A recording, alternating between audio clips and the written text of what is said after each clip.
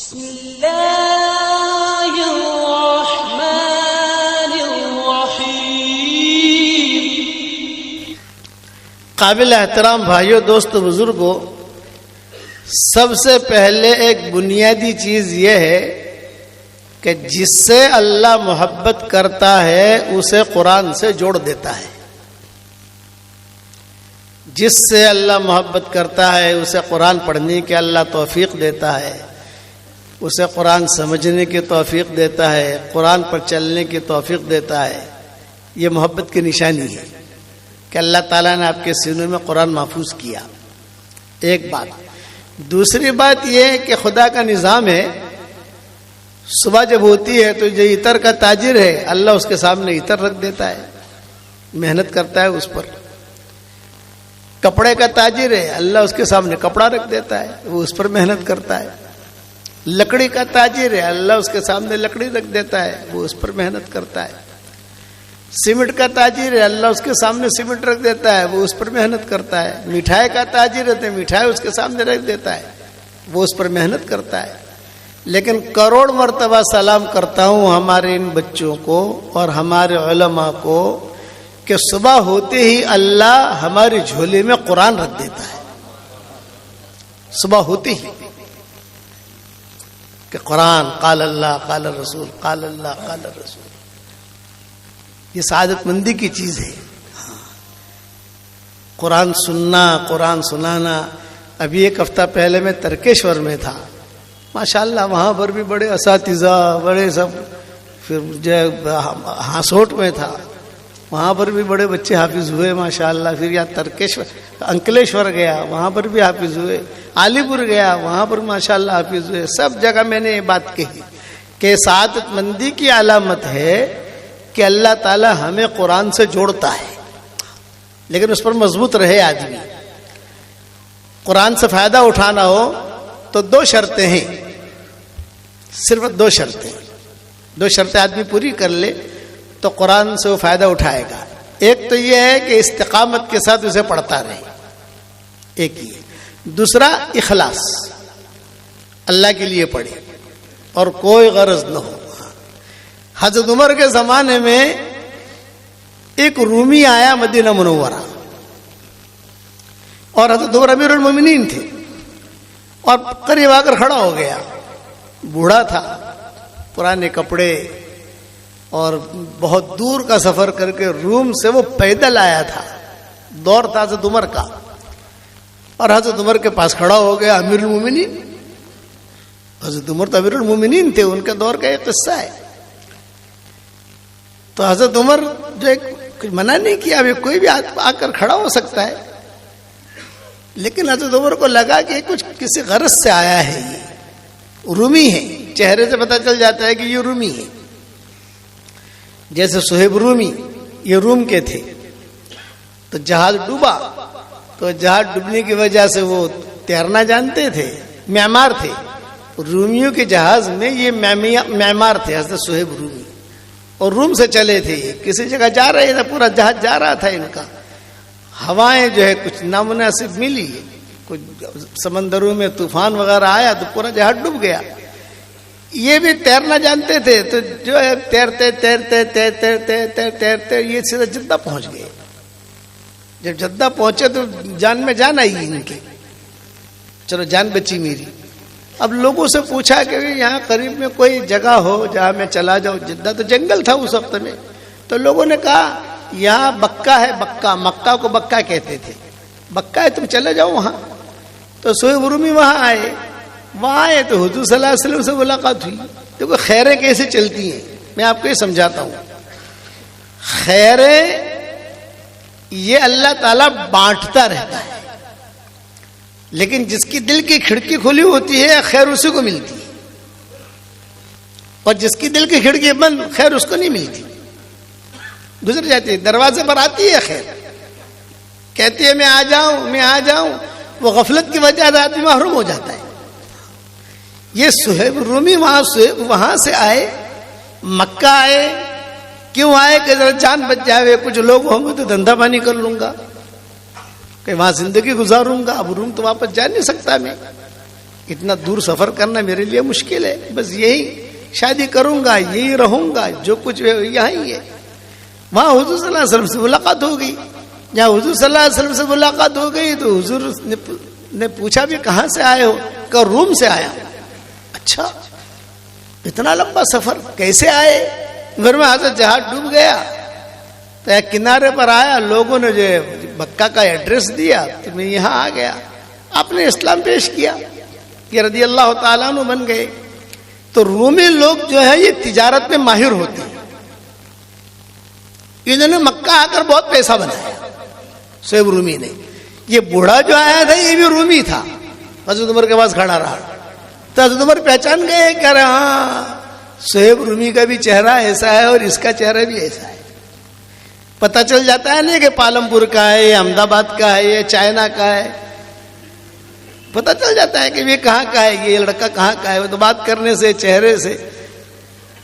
حضرت صہیب تو انہوں نے بہت پیسہ بنایا، لیکن اللہ کی شان، اللہ تعالیٰ جسے جو توفیق دے، مال بھی بنایا، باندیا بھی تیار کی، یہ بھی تیار کی، اکیلے تھے، نہ بندہ نہ پرندہ، ان کے بعد کوئی تھا ہی نہیں، نہ شادی کی تھی، کچھ بھی نہیں، لیکن وہ جہاں ہاتھ ڈالتے تھے اللہ برکت دے دیتا تھا۔ آئے تھے روم سے، اسلام ملا ان کو یہاں مکہ مکرمہ میں۔ حضور صلی اللہ علیہ وسلم نے جب ہجرت کا ارادہ کیا تو چپ کے باتیں ہوتی تھی، کیا کریں کیا کریں۔ حضرت ابوبکر آئے حضور صلی اللہ علیہ وسلم کے پاس، یہ مختصر میں سمجھا رہا ہوں کہ خیریں کیسے ملتی ہیں۔ صدیق اکبر آ کر حضور صلی اللہ علیہ وسلم کے پاس بیٹھ کر رونے لگے۔ آپ نے پوچھا بھی کیوں رو رہے ہو، کیا بات ہے؟ یہ فرمایا حضرت بس آپ مجھے اجازت دے دیں، میں تو حبشہ جا رہا ہوں، تھک گیا، مکہ والوں کی سختیوں سے میں تھک گیا، آپ مجھے اجازت دے دیں کہ میں حبشہ چلا جاؤں میرے بچوں کو لے کر۔ آپ نے فرمایا بھی ابوبکر تم حبشہ چلے جاؤ گے تو میں اکیلا رہوں گا یہاں؟ لوگ تو بہت حبشہ چلے گئے ہیں سب، اور تم بھی چلے جاؤ گے؟ تو صدیق اکبر نے کہا کہ حضرت برداشت نہیں ہوتا، بہت مارتے ہیں، گھروں میں آ کر گالیاں دے جاتے ہیں، یہ کرتے ہیں، آپ نے اجازت دی جاؤ کوئی بات نہیں۔ صدیق اکبر حبشہ کے لیے روانہ ہو گئے بال بچوں کو لے کر۔ اس میں حضرت عائشہ بھی تھی، حضرت اسماء بھی تھی، ان کی اہلیہ بھی تھی، سب روان، اور آدھے رستے تک پہنچ گئے، روایت میں آتا ہے آدھے رستے تک۔ سامنے سے مکہ کا کوئی تاجر آ رہا تھا، اس نے پوچھا بھائی ابوبکر مکہ چھوڑ کر تم یہاں کہاں جا رہے؟ یہ کہا تم لوگ پریشان کرتے ہو تو مجھے مکہ چھوڑنا پڑا، اگر آپ ہمیں پریشان نہ کرتے تو مکہ نہ چھوڑتے ہم، لیکن تم لوگ پریشان کر رہے ہو، مکہ میں رہنا ہی نہیں دیتا، یعنی کوئی رہنے ہی نہیں دیتا، بیکاٹ پر بیکاٹ، بیکاٹ پر بیکاٹ۔ میری چھوٹی بچیاں ہیں، میری بیوی ہے، یہ میرے چھوٹے بچے ہیں۔ تو میں نے تو حضور صلی اللہ علیہ وسلم کی اجازت لی اور میں تو سیدھا حبشے کی طرف روانہ ہوا۔ وہ تاجر تھا بھلا آدمی، بعض بے ایمان جو ہوتے ہیں وہ بھلے ہوتے ہیں، بہت بھلا آدمی تھا۔ اس نے کہا آپ ٹینشن مت لو، جیسے مطعم طائف سے واپسی پر مطعم نے حضور کا ساتھ دیا تھا، مشرک تھا لیکن اس نے ساتھ دیا، تو حضور صلی اللہ علیہ وسلم نے بدر میں اعلان کیا آج اگر مطعم زندہ ہوتا تو مطعم کی سفارش پر سارے مشرکین مکہ کو میں معاف کر دیتا۔ مشرک تھا۔ حضرت عائشہ کا ہونے والا خسر، حضرت عائشہ کی منگنی وہاں ہوئی تھی مطعم کے یہاں، یہ تھا۔ اس نے حالانکہ مشرک تھا، شرک کی حالت میں مرا ہے، لیکن حضور نے اس کے اخلاق دیکھ کر، لیکن آپ صلی اللہ علیہ وسلم بھی پھنس گئے تھے، بھائی طائف گئے، طائف والوں نے نکال دیا۔ مکہ سے نکلے تو مکہ والوں نے کہا بھائی اب ہمارے ایگزٹ لگ گیا، یعنی نہیں آ سکتے آپ۔ طائف والوں نے وہاں سے نکال دیا۔ اب بیچ بیچ میں کہاں جانا؟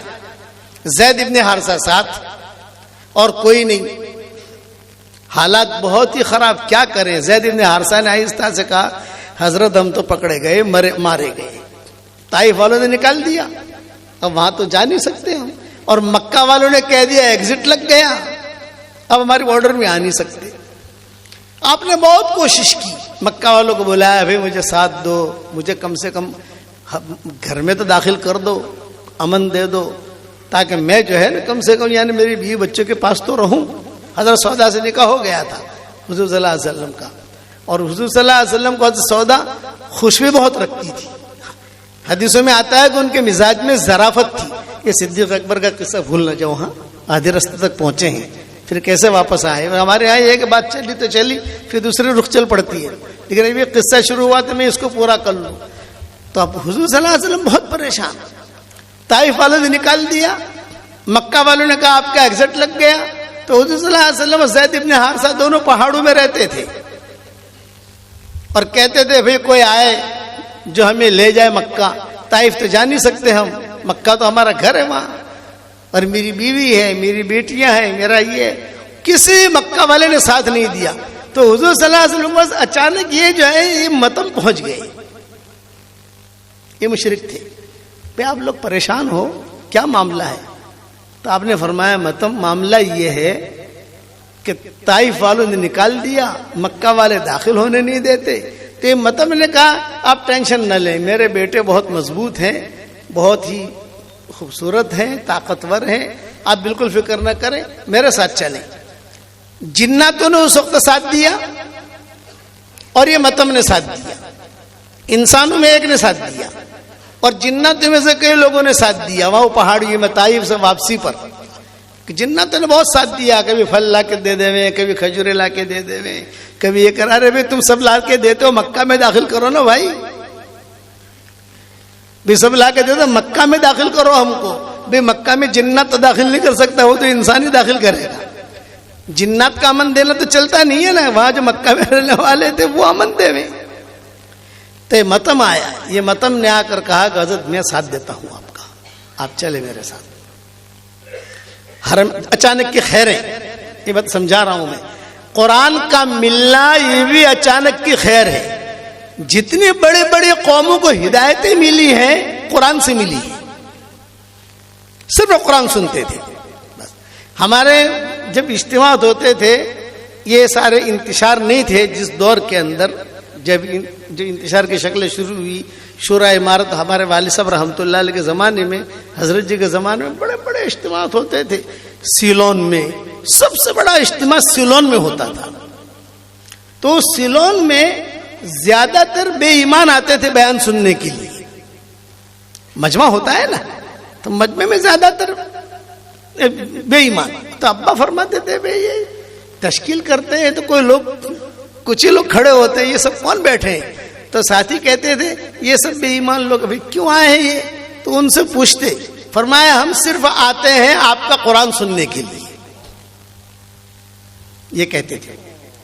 ہمیں سمجھ میں کچھ نہیں آتا، لیکن آپ کا قرآن جو ہم سنتے ہیں وہ قرآن ہمیں جو ہے مجبور کر دیتا ہے. اور آپ آتے ہو سال میں ایک مرتبہ، سال میں ایک مرتبہ اجتماع ہوتا تھا. جیسے بھوپال کا اجتماع سال میں ایک مرتبہ، رائے کا اجتماع سال میں ایک مرتبہ. تو سیلون میں بھی سال میں ایک مرتبہ اجتماع ہوتا تھا. پھر وہیں سے ہم لوگ آسٹریلیا جاتے تھے، وہیں سے دوسرے ملکوں کے سفر ہوتے تھے، مشرقی ملکوں کے. تو وہ کہتے تھے ہم یہ گھڑی کا انتظار کرتے ہیں کہ قرآن ہم سنیں. اور جب آپ قرآن سنا کے جاتے ہو تو بڑے میاں کہتے تھے بڑے میاں پورا سال ہم قرآن سنتے رہتے ہیں، بس ہمارے کان میں بجتا رہتا ہے. اللہ نے ذاتی کشش رکھی ہے. میں نے 3 قصے شروع کیے ہیں، طائف کا، وہ رومی کا، صہیب رومی کا، اور حضرت ابوبکر کا. یہ 3 قصے یعنی تھوڑی دیر میں نے پورے نہیں کیے. ایک نکلا، دوسرا نکلا، دوسرا نکلا. یہ تو اب یہ طائف سے واپس یہ لے کر آیا متم اور اعلان کیا کہ خبردار کوئی بول نہیں سکتا، کوئی کچھ کر نہیں سکتا، میں نے امن دیا ان کو. حضور صلی اللہ علیہ وسلم نے طواف کیا.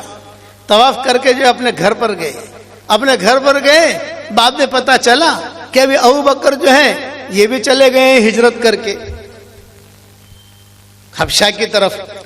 تب صدیق اکبر جو ہے وہ حبشہ کی طرف چلے گئے. حضور صلی اللہ علیہ وسلم یہاں ہیں، بچے یہاں ہیں. ہجرت کا اعلان بھی آسمانوں سے ہو رہا ہے. یعنی یہ کہا گیا یہاں جانا ہے یہاں چلے جاؤ، یہاں جانا ہے یہاں چلے جاؤ، یہاں جانا ہے یہاں چلے جاؤ، مکہ چھوڑو. حضور صلی اللہ علیہ وسلم پریشان رہتے تھے بھی کیا کروں. ابوبکر تو چلا گیا. تو وہاں بھی ایک تاجر ملا، میرے ساتھ چلو واپس. چنانچہ صدیق اکبر کو واپس لایا اور واپس لا کر اس نے اعلان کیا یہ اعلان کیا کہ ابو بکر کو میں نے امن دیا ہے، وہاں متم نے اعلان کیا حضور کو میں نے امن دیا ہے، یہاں یہ تاجر نے اعلان کیا ابو بکر کو میں نے امن دیا، حضور کو پتہ چلا ابو بکر آ گئے، ابو بکر آ گئے، ارے ارے ابو بکر بھی آ گئے، وہ تو گئے تھے حبشہ، ابو بکر بھی آ گئے۔ آپ دوپہر کے وقت میں 1-2 دن کے بعد جب معاملہ ٹھنڈا ہوا تو حضور صلی اللہ علیہ وسلم ملنے کے لیے گئے صدیق اکبر کے یہاں، اور وہاں جا کر بیٹھے، بھائی ابو بکر کیسے واپس آئے؟ یہ فرمایا حضرت میں تو چلا تھا آپ سے اجازت لے کر حبشہ کی طرف، لیکن اس نے مجھے کہا کہ ابھی تم جیسا آدمی مکہ چھوڑ کے چلا جائے یہ ذرا اچھا نہیں لگتا، تم آؤ مکہ میں امن دیتا ہوں، آپ کو کوئی چھیڑے گا نہیں، بے فکر رہو، اللہ کی عبادت کرو۔ میں آ گیا تو حضور صلی اللہ علیہ وسلم نے آہستہ سے کہا ابو بکر ایک راز کی بات کرنی ہے، لیکن تمہاری یہ 2 بچیاں بیٹھی ہیں ان کو دوسرے کمرے میں بھیج دو آپ۔ حضرت عائشہ حضرت اسما یہ بیٹھی ہوئی تھی، اور آہستہ سے کہا کہ ابو بکر ایک راز کی بات کرنی ہے مجھے آپ سے، لیکن یہ کہ یہ بچیاں بیٹھی ہیں بچیوں کے سامنے کرنا مناسب نہیں ہے۔ تو صدیق اکبر نے کہا کہ حضرت یہ میری بیٹیاں ہیں، کوئی فکر کی بات نہیں ہے، اور بچیوں کو میں تھوڑا الگ کروں گا تو یہ محسوس کریں گی، انہیں احساس ہوگا کہ پتہ نہیں یہ کیا باتیں کر رہے ہیں، اس لیے آپ بات کریں آہستہ سے میرے کان میں کہہ دیں، میں سمجھ جاؤں گا کیا ہے۔ تو حضور صلی اللہ علیہ وسلم نے اچھا میں تھوڑا سا دور بیٹھ جاؤ، بچیوں، حضرت عائشہ بھی تھی، حضرت اسما بھی تھی، تھوڑا بیٹھ، اور کان قریب کر کے حضور صلی اللہ علیہ وسلم نے صدیق اکبر سے کہا ابو بکر وحی آئی ہے آسمانوں سے اور ہجرت کا حکم ہوا ہے اور مدینہ منورہ جانا ہے، تو میں نے اللہ سے پوچھا کہ اللہ میرے ساتھ میں کس کو لوں؟ تو اللہ نے کہا ابو بکر کو لو۔ اس پر جو ہے ابو بکر ہچکیاں مار کر روئے کہ کہاں جا رہا تھا، اور یہ اللہ۔ تو عائشہ کہتی تھی میں چھوٹی تھی، مجھے پتا نہیں تھا کہ خوشی میں بھی رونا آتا ہے، لیکن اب پتا چلا کہ خوشی میں بھی آدمی روتا ہے۔ میرے والد خوشی میں روئے تھے صدیق اکبر، اور روتے رہے۔ حضور نے فرمایا کہ بس اب ہمیں جو ہے حکم ہو گیا ہے، ہمیں چلنا ہے، ترتیبیں بناؤ، کچھ اٹھنی تم تیار کرو، کچھ میں کروں۔ صدیق اکبر نے کہا میں نے اٹھنی تیار کر رکھی ہے، ایک اٹھنی آپ کے لیے ہدیہ، ایک اٹھنی میری۔ تو میں حضور نے فرمایا میں ہدیہ نہیں لوں گا، پیسہ دوں گا، ہدیہ نہیں لوں گا، کہ میں پیسہ دوں گا، اس کا ہجرت ہے دین کے لیے، مدینہ منورہ پہنچنا ہے۔ اس پر صہیب رومی آئے، یہ جو میں صہیب رومی کا قصہ سنا، اس پر صہیب رومی آئے حضور صلی اللہ علیہ وسلم کے پاس، اور یہ فرمایا کہ حضرت کچھ سنا ہے کہ آپ اور حضرت ابوبکر جو ہے دونوں مدینہ جا رہے ہو، تو میں بھی آپ لوگوں کے ساتھ ہو لوں، ساتھ میں 3 بن جائیں گے ہم۔ تو حضور نے فرمایا آہستہ بول، آہستہ آہستہ، یار دیواروں کے بھی کان ہوتے ہیں، مکہ والے جو ہے نا کوئی سن لے گا تو ابھی تو ہمارا ہی مسئلہ ٹیڑھا ہے، آہستہ بول۔ حضرت آپ کہو تو میں بھی ساتھ ہو جاؤں، میرے پاس پیسہ بھی ہے، پیسہ بہت بنایا ہے میں نے یہاں مکہ میں۔ آپ نے فرمایا دیکھ ہمارے ساتھ چلنا تو مناسب نہیں ہے، ہمارے آگے پیچھے تم نکل جانا مکہ سے، فلاں جگہ جا کر ہم مل لیں گے، کہتے فلاں پیٹرول پمپ پر آ کر مل لیں گے، فلاں مول پر آ کر ہم مل لیں گے، وہاں آ کر ہم ملیں گے، لیکن ہمارے ساتھ مت نکلنا۔ تو صہیب رومی کہتے تھے کہ میں اپنے اعتبار سے نکلا، حضور صلی اللہ علیہ وسلم اور صدیق اکبر یہ اپنے اعتبار سے نکلے، وہ قصہ کار سور کا اور جو بھی قصے ہیں وہ معروف مشہور ہیں۔ تو صہیب رومی کہتے تھے کہ حضور تو نکل گئے، لیکن مجھے پکڑ لیا مکہ والوں نے، بھائی کہاں جا رہا ہے تو؟ پیسہ بنایا مکہ میں اور مکہ والوں کا پیسہ لے کے جا رہا ہے مدینہ، کہاں جا رہا تو؟ بھائی میں جا رہا ہوں مدینہ۔ یوں کہا کیوں جا رہا ہے مدینہ؟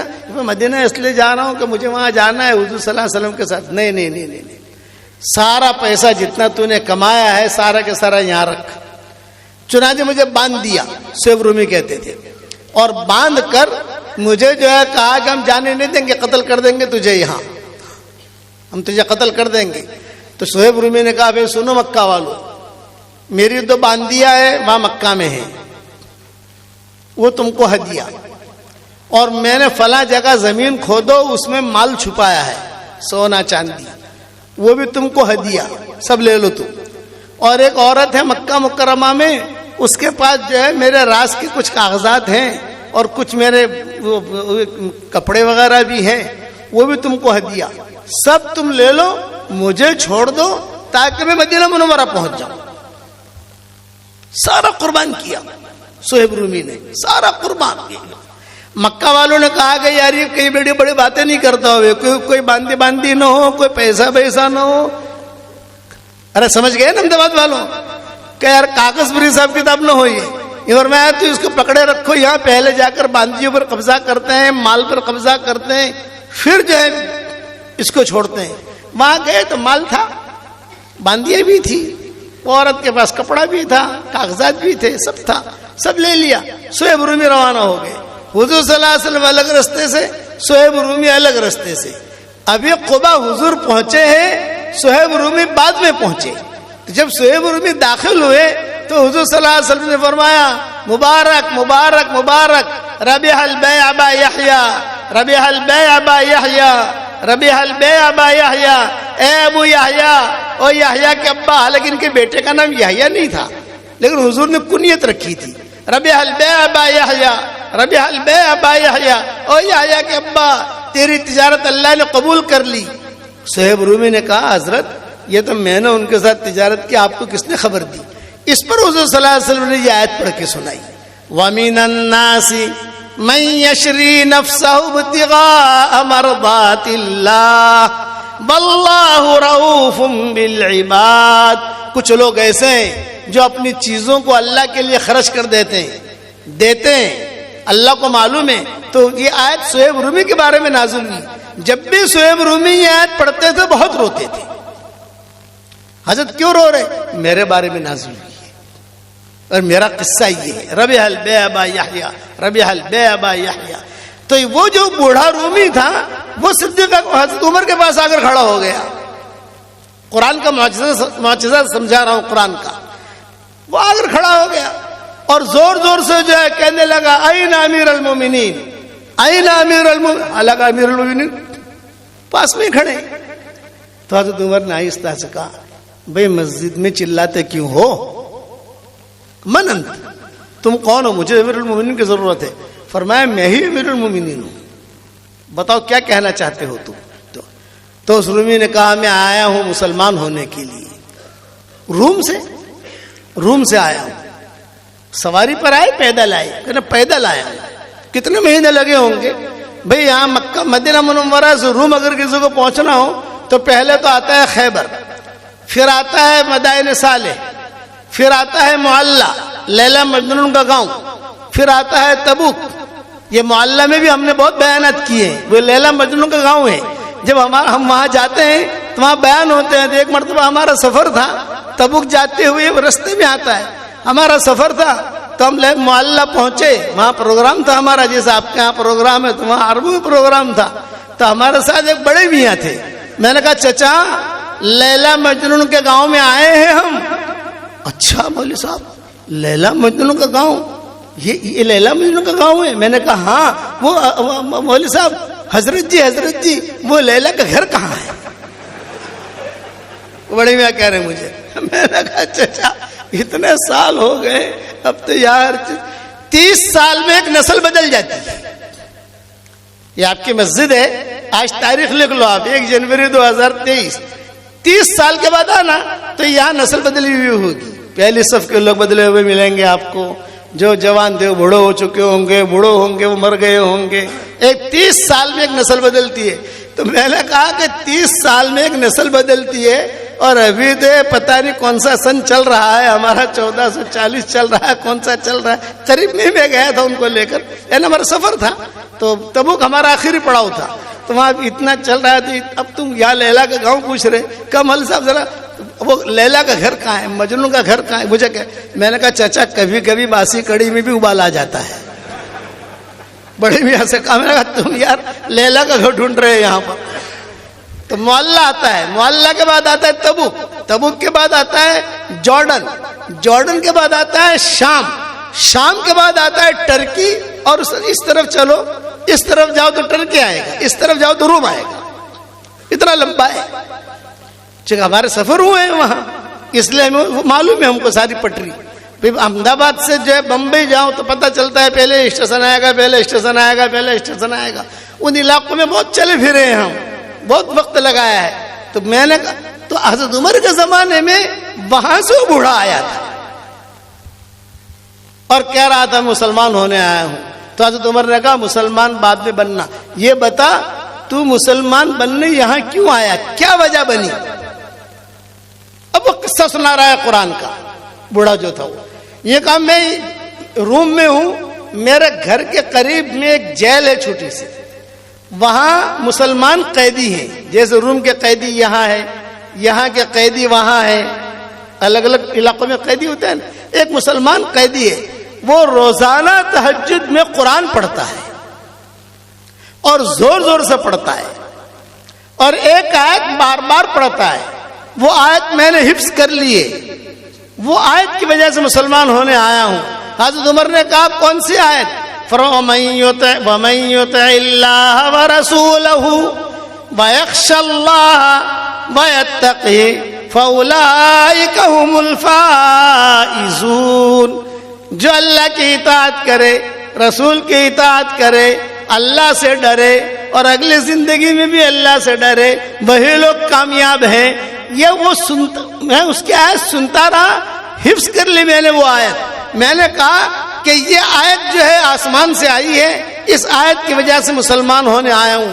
میں نے کہا کہ جب میں نے قصہ پڑھا کتابوں میں, واٹس ایپ کے سبق میں میں نے ریلے کیا, تو میں نے کہا کہ آج جو ہے پورا قرآن سنتے ہیں ہمیں ہدایت نہیں ملتی, نمازوں میں سنتے ہدایت نہیں ملتی. اس کے دل کی کھڑکی کھلی ہوئی تھی, وہ آیا وہاں اور مسلمان ہوا, بہت اچھی زندگی گزری. ہمیشہ یاد رکھنا اللہ تعالیٰ کے یہاں سے جو ہدایت کا دروازہ کھلتا ہے وہ دل کی کھڑکی کھولنے کے بعد کھلی رہنے کی وجہ سے ہوتا ہے. مدینہ منورہ میں ایک تاجر تھا, اس کا نام تھا اسلم, بہت بڑا تاجر تھا. یہ اسلم, زینب, یہ نام اوپر کے ہیں, یہودیوں کے اوپر سے چلے آ رہے ہیں. حضور صلی اللہ علیہ وسلم نے یہ نام ہماری شریعت میں باقی رکھے, بدلے نہیں. زینب نامی جو ہے یہ مدینہ, یہ اوپر سے یہ نام چلے آ رہے ہیں.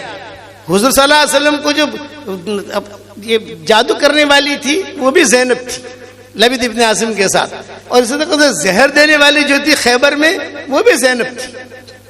لیکن حضور کا نام اتنا پسند تھا کہ حضور صلی اللہ علیہ وسلم نے پورے مدینہ میں کئی گھروں میں زینب, خود حضور کی بیوی زینب, حضور کی بیٹی زینب, عبداللہ بن مسعود کی بیوی زینب, زینبوں کے قصے مدینہ منورہ میں آتے تھے.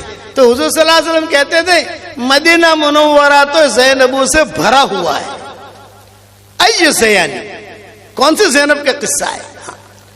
لیکن ایک بات بتاؤں بھائی, جا کر زینب کو سنا مت دینا, سمجھ گئے. علماء نے یہ بھی لکھا ہے کہ زینب نامی لڑکی تھوڑی سی مزاج کی تیز ہوتی ہے لیکن بہت سمجھدار ہوتی ہے. یہ بھی علماء نے لکھا ہے, بہت سمجھدار ہوتی ہے. اسی لیے حضور صلی اللہ علیہ وسلم کی بیٹی حضرت زینب جو تھی, ابو العاص ابن ربی, یہ ان کے خالازاد بھائی تھے, یہ حضرت زینب کی وجہ سے ابو العاص ابن ربی مسلمان ہوئے, ان کی سمجھداری. ورنہ تو حضور صلی اللہ علیہ وسلم نے چھٹا کر دیا تھا کہ ابھی ابو العاص تم مشرک ہو اور یہ میری بیٹی یہ مسلمان ہے, اب ان کا جوڑ تو نہیں ہو سکتا. بھئی آپ بدر کے موقع کے اوپر یہ مشرکین کے ساتھ آئے تھے وہاں بدر میں, تو حضور نے کہہ دیا کہ بھی اب میری بیٹی تو مسلمان ہے اور تم مشرک ہو, تمہارے ساتھ جوڑ نہیں ہو سکتا. لیکن سمجھداری, یہ بات یاد رکھنا. لیکن یہ بھی ساتھ میں کہہ دینا, مولانا نے زینب نام کی تعریف بھی کی ہے. میں نے میری بیوی سے کل کہا, میں نے کہا اللہ تعالیٰ اگر ہمارے اولاد میں کوئی لڑکی دے تو اب زینب نام رکھنا ہے, کہ اس کی فضیلتیں میں نے بہت پڑھی کتابوں کے اندر. پورا حضرت زینب نے ابو العاص ابن ربی کے ساتھ ایسا معاملہ کیا, ایسی ترتیب کی کہ حضرت ابو العاص ابن ربی مسلمان ہونے پر مجبور ہو گئے. ابو العاص ابن ربی بہت بڑے تاجر تھے. ابھی اسلم کا قصہ رہ نہیں جاوے, ہاں وہ قرآن پر مجھے اسلم کا قصہ سنانا ہے, قرآن کے اوپر یہاں سے زینب کا قصہ آ گیا. تو اب جب ابو العاص ابن ربی جو ہے, اب حضور صلی اللہ علیہ وسلم نے چھوٹا کر دیا. بھائی زینب اپنی جگہ ہے, ابو العاص ابن ربی اپنی جگہ ہے. ایک مرتبہ یہ ابو العاص ابن ربی شام سے تجارت کا مال لے کر, ہیرے جواہرات یہ لے کر یہ آ رہے تھے, مکہ جا رہے تھے. شام سے کوئی آدمی مکہ جائے گا تو مدینہ سے گزرنا ضروری ہے. بغیر مدینہ کراس کی مدینہ کے وہ پہنچ نہیں سکتا. تو کتابوں میں لکھا ہے رات کا وقت تھا, مسلمانوں نے دیکھا کہ ابو العاص ابن ربیع آ رہے ہیں, بہت مال ہے, ہتھیار ہیں, یہ ہے وہ ہے. روایت میں آتا ہے سارا مال مسلمانوں نے لے لیا. ابو العاص ابن ربیع گھبرائے, یہ کہا کہ او ہو سارا مال ان لوگوں نے لے لیا, مجھے پکڑیں گے, مجھے قتل کریں گے. سردی کی راتیں تھی, مدینہ منورہ میں سردی بہت ہوتی ہے, سردی کی راتیں تھی. چنانچہ ابو العاص ابن ربیع ایک دم سے مال چھوڑ کر جان بچا کر بھاگے, مدینہ میں آ گئے. اب مدینہ منورہ میں آیا تو مدینہ منورہ میں سب سوئے ہوئے, سناٹا, سب سوئے ہوئے. ایک بڑے میاں رستے میں ملے, یوں کہا چچا زینب کا مکان کہاں ہے؟ زینب. یوں فرمایا کون سے زینب؟ یوں کہا بنت الرسول, حضور کی بیٹی. ارے حضور کی بیٹی کا تیرے سے کیا معاملہ؟ تیرا تو چھٹا کر دیا ہے حضور نے. نہیں بتایا بڑے میاں نے. پھر بھاگے دیواروں کے پاس, پوچھتے تو لوگوں کو این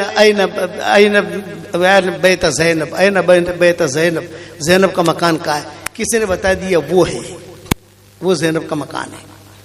سیدھے یہ وہاں چلے گئے اور وہاں جا کر آدھی رات میں انہوں نے دستک دی.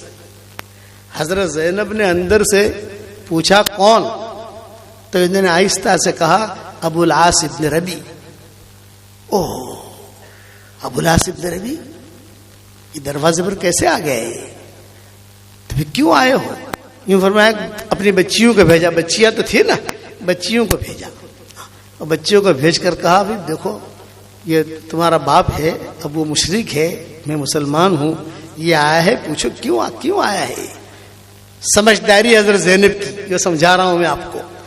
چنانچہ انہوں نے کہا بھی لوگ مجھے قتل کریں گے, کوئی مجھے امن دینے والا ہے نہیں, تم میری بیوی تھی اب تو نہیں ہو, بس اتنی درخواست ہے کہ تم مجھے امن دے دو تاکہ مدینہ میں کوئی مجھے مارے ہی نہیں, یہاں سے مجھے روانہ کر دیں, میں چلا جاؤں گا مکہ.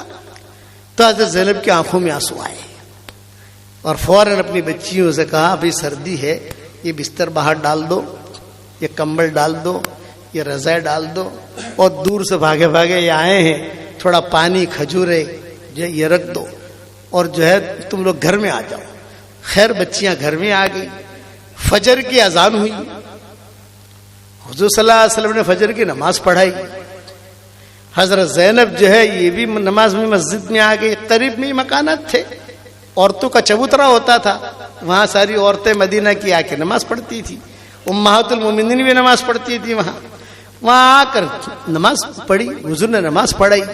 جب حضور صلی اللہ علیہ وسلم نے کہا السلام علیکم ورحمۃ اللہ, السلام علیکم ورحمۃ اللہ, یہ زینب جو ہے حضور صلی اللہ علیہ وسلم کے صاحبزادی, یہ عورتوں کو چبوترے پر کھڑی ہو گئی.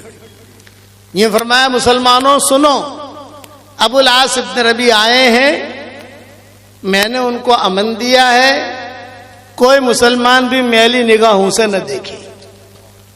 یہ جملہ کہا, کوئی بھی انہیں میلی نگاہوں سے نہ دیکھے. اب حضور صلی اللہ علیہ وسلم نے سنا تو حضور نے فرمایا کون, یہ آواز کس کی ہے؟ تو غالباً حضرت عمر تھے. یہ کہا حضرت زینب کی آواز ہے. پھر کون سی زینب؟ یہ کہا آپ کی صاحبزادی. ارے اچھا, یہ میری بیٹی کی آواز ہے. صحابہ سے حضور نے فرمایا محل بیٹھے رہنا, جانا مت, بھائی بیٹھے رہنا, جانا مت, آپ لوگ سب بیٹھے رہنا. آپ نے روک دیا سب, جانا مت.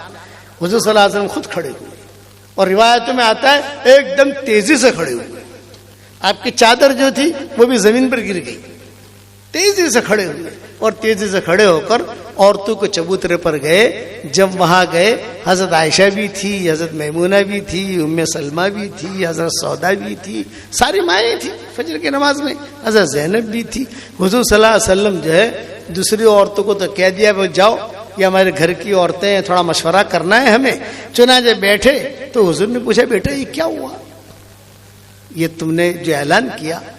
تو حضرت زینب نے روتے ہوئے کہا کہ حضرت بات یہ ہے کہ یہ رات کو آئے تھے, اگر میں امن نہ دیتی تو ابھی مسلمان کوئی بھی دیکھتا تو قتل کر دیتا, چونکہ دشمنوں میں شمار ہوتے ہیں نا وہ, ابھی مسلمان تو ہوئے نہیں. تو آپ نے کہا کہ دیکھو بیٹا, دیکھو بیٹا, یہاں عائشہ, یہاں میمونہ, یہاں. سب کو سامنے بٹھایا اور بٹھا کر کہا دیکھو بیٹا آپ نے امن دیا ہے، ہم متفق ہیں، مسلمان کسی کو بھی امن دے سکتا ہے، مرد ہو یا عورت ہو، یہ ہماری شریعت کا مسئلہ ہے، لیکن بیٹا ایک بات کا خیال رکھنا، اب وہ تیرا شوہر نہیں ہے، اس لیے تم سے خلوت نہ کرنے پائے۔ حضرت زینب نے کہا ہاشا وکلا، یہ بات نہیں ہے، بس میں نے تو ایک امن دیا تاکہ جو ہے وہ کم سے کم ان کی جان بچ جائے، اور میں نے امن اس لیے دیا کہ حضرت میرا شوہر رہ چکا ہے پہلے اور یہ بچیاں اس کی ہیں، بچیاں تھیں یہ بچیاں اس کی ہے، اس لیے میں نے یہ امن دیا۔ آپ نے فرمایا ٹھیک ہے ہم فیصلہ کریں گے، مشورہ کریں گے کیا کرنا ہے، لیکن یہ کہ خلوت نہ کرنے پائے۔ یہ سوئے ہوئے تھے ابو العاص ابن ربیع، چنانچہ حضور واپس آئے، واپس آ کر صحابہ سے کہا سنو، زینب کا جو آواز، زینب کی آواز تم نے سنی ہے، یہ میں نے بھی پہلی مرتبہ سنی ہے، تمہارے دل میں یہ بات نہ آوے کہ نبی نے اور بیٹی نے آپس میں مشورہ کر لیا، بدگمانی ختم کروائی، تمہارے دل میں یہ بات نہ آوے کہ بیوی اور بیٹی نے، نبی نے اور بیٹی نے آپس میں مشورہ کر کے کیا، میں نے پہلی مرتبہ سن رہا ہوں جو تم سن رہے ہو، اس لیے میں نے وہ اس نے جو امن دیا ہے میں نے بھی قبول کیا ہے، لیکن ایک درخواست کرتا ہوں، حضور کہہ رہے ہیں ایک درخواست کرتا ہوں کہ میں جتنا مال تم لوگوں نے لیا ہے میں میری چادر بچھاتا ہوں، اس چادر میں تم اس کا مال ڈال دو، ہم اس کے ساتھ اخلاق والا معاملہ کریں، لعل اللہ یہدی، ہو سکتا ہے کہ اللہ اسے ہدایت دے۔ صحابہ نے منظور کیا، چنانچہ حضرت زینب کا مکان یہاں، حضرت فاطمہ کا مکان یہاں، حضرت عائشہ کا مکان یہاں، حضرت میمونہ کا مکان یہاں، انہی مکانوں کے بیچ میں حضور صلی اللہ علیہ وسلم بیٹھ گئے، اور حضور نے اپنے چادر منگوائی، چادر بچھائی، اور چادر بچھا کر ابو العاص ابن ربیع کو جگایا، بھئی جاگو۔ ابھی جب جاگے تو ایک دم گھبرائے، لیکن سارے مسلمان موجود ہیں، وہ تو اکیلے بے ایمان ہے، گھبرائے کوئی قتل کرے گا۔ آپ نے فرمایا کوئی تمہیں مارے گا نہیں، بے فکر رہو، اطمینان سے رہو۔ اور پھر حضور صلی اللہ علیہ وسلم نے چادر منگوائی، چادر منگوا کر سارا سامان مسلمان جو ہے ڈالتے گئے۔ کتابوں میں لکھا ہے جب مسلمان سامان ڈال رہے تھے حضور کی چادر میں، پیچھے سے مائیں رو رہی تھی، ہمارا داماد ہے اگرچہ مشرک ہے، ایسا زینب رو رہی تھی کہ میرا پرانا شوہر ہے، ابھی میرا اس کا کوئی تعلق میاں بیوی کا نہیں ہے، لیکن اور حضور صلی اللہ علیہ وسلم ابو العاص ابن ربیع کی تعریف بہت کرتے تھے۔ جب 3 سال حضور جیل میں رہے نا شیخ ابی طالب میں، تو سب سے زیادہ خدمت کرنے والے ابو العاص ابن ربیع تھے، سب سے زیادہ۔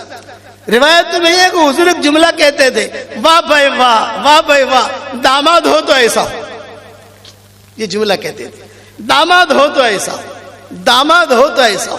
کئی مرتبہ حضور نے کہا بھئی داماد ہو تو ایسا ہو، لیکن وہ مشرک تھے، یہ مسلمان تھی، حضور نے چھٹا کیا۔ اب حضور صلی اللہ علیہ وسلم بیٹھ کر ابو العاص ابن ربیع کو کہا بھئی تمہارا سارا سامان آ گیا، دیکھ لو۔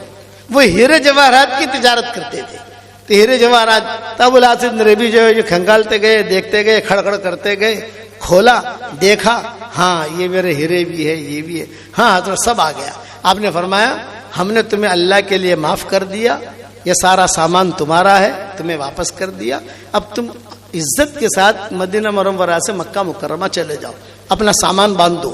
چنانچہ حضرت ابو العاص بن ربیع سیٹھ آدمی تھا نا، یہ بہت بڑے مینیجر، بہت بڑے سیٹھ تھے، مال بہت تھا ان کے پاس، تو چنانچہ انہوں نے سارا سامان سمیٹنا شروع کیا۔ علماء نے لکھا ہے کہ جب وہ پوٹلا تیار کر رہے تھے اس پر مائیں حضور بھی روئے، اتنا بڑا آدمی ہے میرا داماد، لیکن پوٹلا تیار کر رہا ہے۔ پھر جو ہے اٹھا کر اپنے کندھے پر رکھنا چاہا انہوں نے، وہ اٹھا نہیں سکے، تو حضور نے بلال سے، عبداللہ بن مسعود سے جو قریب میں کھڑے تھے، بھائی اس کے کندھے پہ رکھو یہ سامان۔ چنانچہ سب نے مل کر جو ہے اس کے کندھے پہ رکھا، اور جب ابو العاص ابن ربیع یوں کھڑے ہوئے اور آہستہ آہستہ سنبھل کر، جیسے مال پیچھے رکھتا ہے تو آدمی تھوڑا سنبھلتا ہے، سنبھل کے پھر چلتا ہے، ایک دم سے نہیں چل سکتا، ایسے سنبھل کے چلنے لگے، مدینہ مسجد نبوی سے نکلنے لگے، اس وقت میں حضرت زینب کی ہچکیاں نکل گئی۔ کتابوں میں لکھا ہے بلڈنگیں تو تھی نہیں اس وقت میں، جب تک ابو العاص ابن ربیع نظروں سے اوجھل نہیں ہوئے تب تک مائیں جو ہے باہر آ کے دیکھتی رہی اور حضور بھی بیٹھے بیٹھے دیکھتے رہے اور ایک دعا دیتے رہے کہ اللہ تو اسے ایمان دے دے، اے اللہ تو اسے ایمان دے دے، اے اللہ تو اسے ایمان دے دے۔ اور جب نظروں سے اوجھل ہو گئے، جیسا دور چلے گئے، نظروں سے اوجھل ہو گئے تو میرے سارے کے سارے اپنے گھروں میں آ گئے۔ حضور صلی اللہ علیہ وسلم حضرت زینب کے پاس آئے، دلاسا دیا، ان کی ہمت افزائی کی، بیٹا فکر مت کرو، مقدر میں ہوگا، اللہ تعالیٰ اسے ہدایت دے گا، اگر وہ مسلمان ہو گیا تو تم کو ہی اس کی زوجیت میں دے دوں گا، میں نکاح میں برقرار کر دوں گا، دعا کرو کہ اللہ اسے ہدایت دے۔ چنانچہ روایتوں میں آتا ہے کہ یہ مکہ گئے، مکہ مکرمہ جا کر پھر وہاں جا کر انہوں نے سب کو حساب کتاب چکایا، یہ تیرا اتنا، تیرا اتنا، تیرا اتنا، تیرا اتنا، سب کچھ دے دلا کر جو ہے واپس آنے لگے۔ مکہ والوں نے کہا بھئی پیسہ لے جاؤ، اچھا نفع ملا ہے، پیسہ لے جاؤ۔ فرمایا نہیں نہیں، اب میں مدینہ جا رہا ہوں۔ مدینہ کے لیے نکلے، حضور کو کوئی وحی نہیں ہے، وحی آتی تھی نا کبھی ابو العاص بن ربیع آ رہے ہیں، خبر، کوئی وحی نہیں۔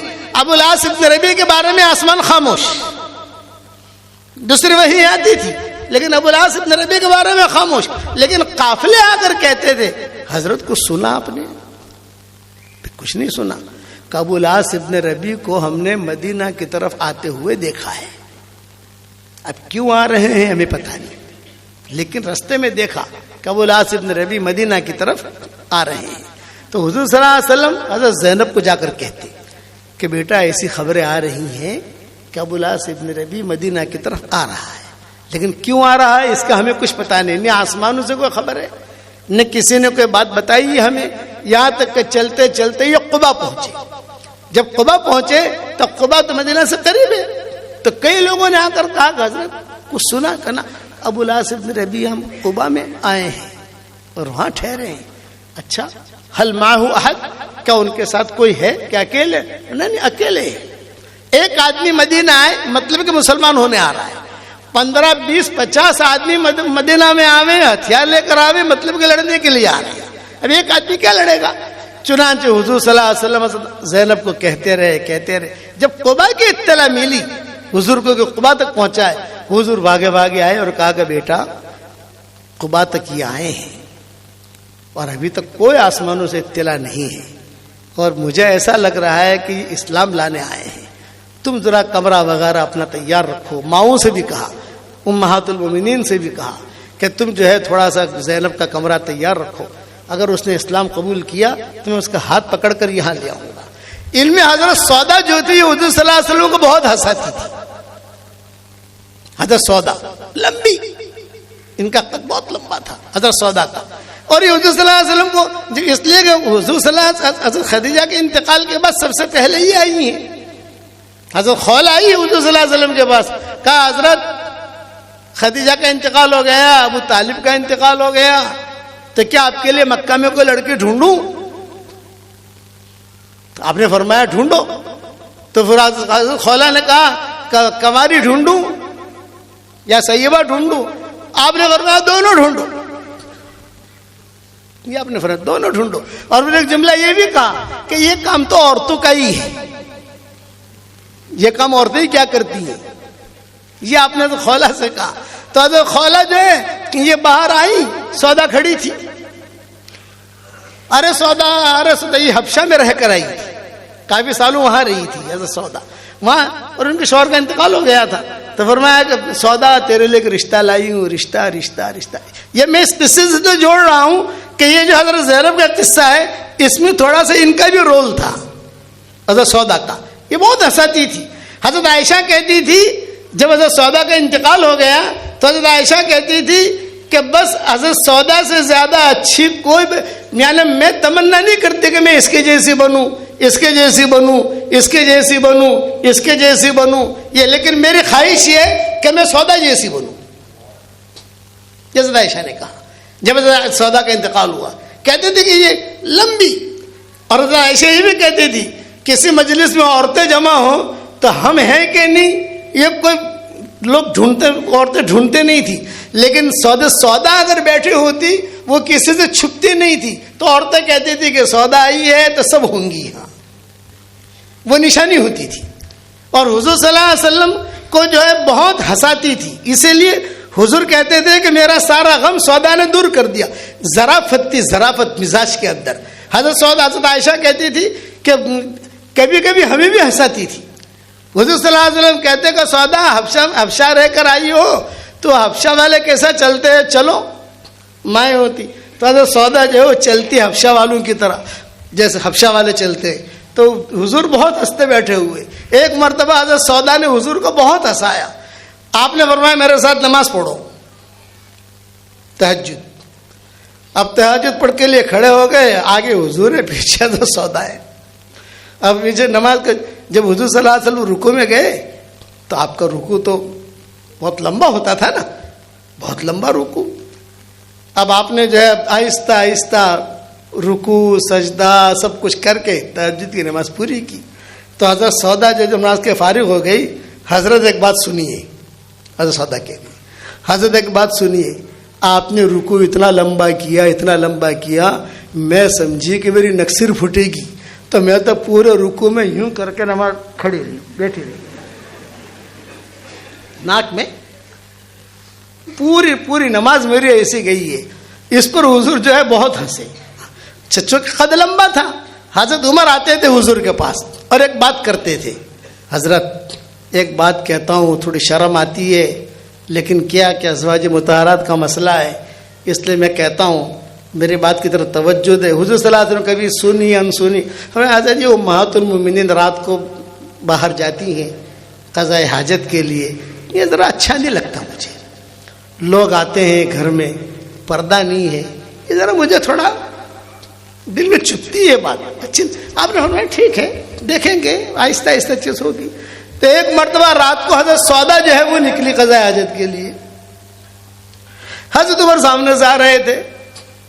حضرت عمر پہچان گئے مدینہ منورہ میں ان سے لمبی کوئی عورت ہے ہی نہیں, موٹی اور لمبی. تو حضرت عمر نے اندھیرے میں کہا, ہاں میں پہچان گیا, تم سودا ہو. حضرت عمر نے کہا میں پہچان گیا, تم سودا ہو.